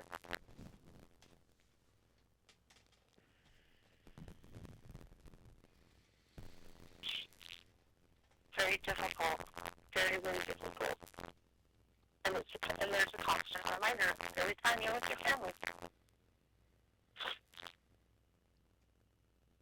So, that's why I'm here. I'm going to help William. I'm going to help other mothers. I'm going to do what I can. And always, keep them in my heart and help others with that. That's all we can do, honey. That's not all we can do, but it's step one. It's definitely step one. So the rest will fall into place. I sure hope so. It's been a crazy journey. It's been a spiritual journey for me. And we're all suffering in different ways. We're all hurting. People listening to this program right now are hurting. Yeah. And I'm hoping we can at least give them some peace or some answers maybe, or some help. Or maybe we're just keeping you from being lonely. Maybe that's maybe we're making you laugh.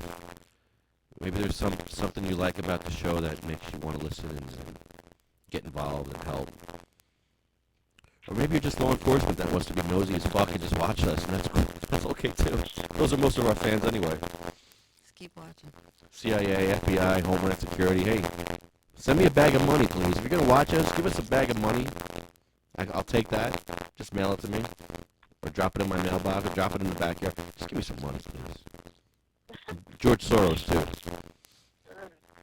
That's enough of that. Honeyb, I'm sorry.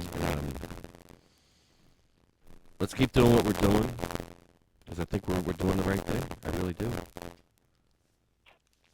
As horrible as this list is important. It's one of the most important things about the show, and the ode of remembrance.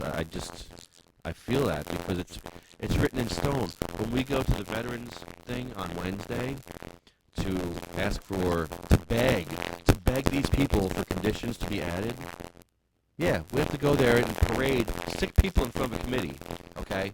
Parade them in front of a committee, and then they have to beg and say, can you please give me cannabis for my horrible disease? Please, can I have some cannabis? Please, I'm dying over here, God. And then the next person goes, please, I have this. Can I have cannabis for my disease? I'm dying too. So you know what I'm going to do? I'm going to go up there and I'm going to say, listen, I'm not going to pick a disease. My question to you is, how do we pick a disease? Do we pick a disease that kills the most people? Do we pick a disease that hurts the most? Do we pick a disease that kills children? How about I be selfish and I pick my own disease? How about we cover chronic death? Chronic death. Can we get cannabis for chronic death? I have chronic death syndrome. I need cannabis for that. Along with everyone else. Let's give cannabis for chronic death. There you go. There's my condition. Dog and pony show of sick people in front of a committee. Really? We're begging for diseases? Get the fuck out of here. Obnoxious and shocking. I'm a shock jock, and I wouldn't do something like that. Parade a bunch of sick cancer patients and sick people in front of a committee so they can beg for their lives. What the hell? What is this shit? That's what we're doing on Wednesday. Begging for our fucking lives? Come on! We can do better than that. This makes me mad. We gotta beg for conditions. Ugh. Really? So no, they're not gonna want to hear from me. That's what I'm gonna say. That's exactly what I'm gonna say at this meeting. And I'll probably be a little louder. Just saying. Because it's disgusting that they're gonna have a dog and pony show. That's what this is. Photo op. Photo op time here. Let's take a picture with the sickies. Let's take a picture with the spiny people and the cronies. Photo op time. Come here. Wheel that guy up to me. You see that guy in the wheelchair here? Wheel him over to me. I want a picture with him. It is hard. It is. I wouldn't even do that. I'm a shock jock, and I wouldn't do that. Maybe I'll fake a seizure on the floor, just to fit in. Maybe that's the day I'll fake my seizure. Look, I'm faking a seizure. You want a photo op? Can't go down so gently then. I gotta fall. That's how that's how Michael Dillon died. He had a drop seizure and fell on his head. Are you fucking kidding me? Are you fucking kidding me? Oh my God. And now we gotta parade people in front of a committee.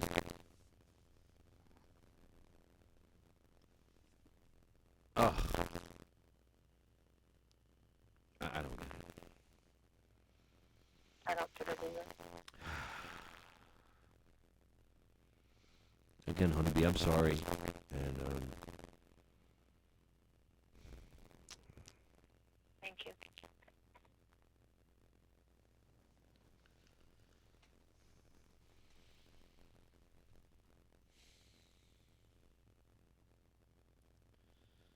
Are you ready? the show is yours. All right. They shall grow not old, as we that are less grow old. Age shall not weary them, nor the years condemn. At the going down of the sun, and in the morning, we will remember them. We will remember them.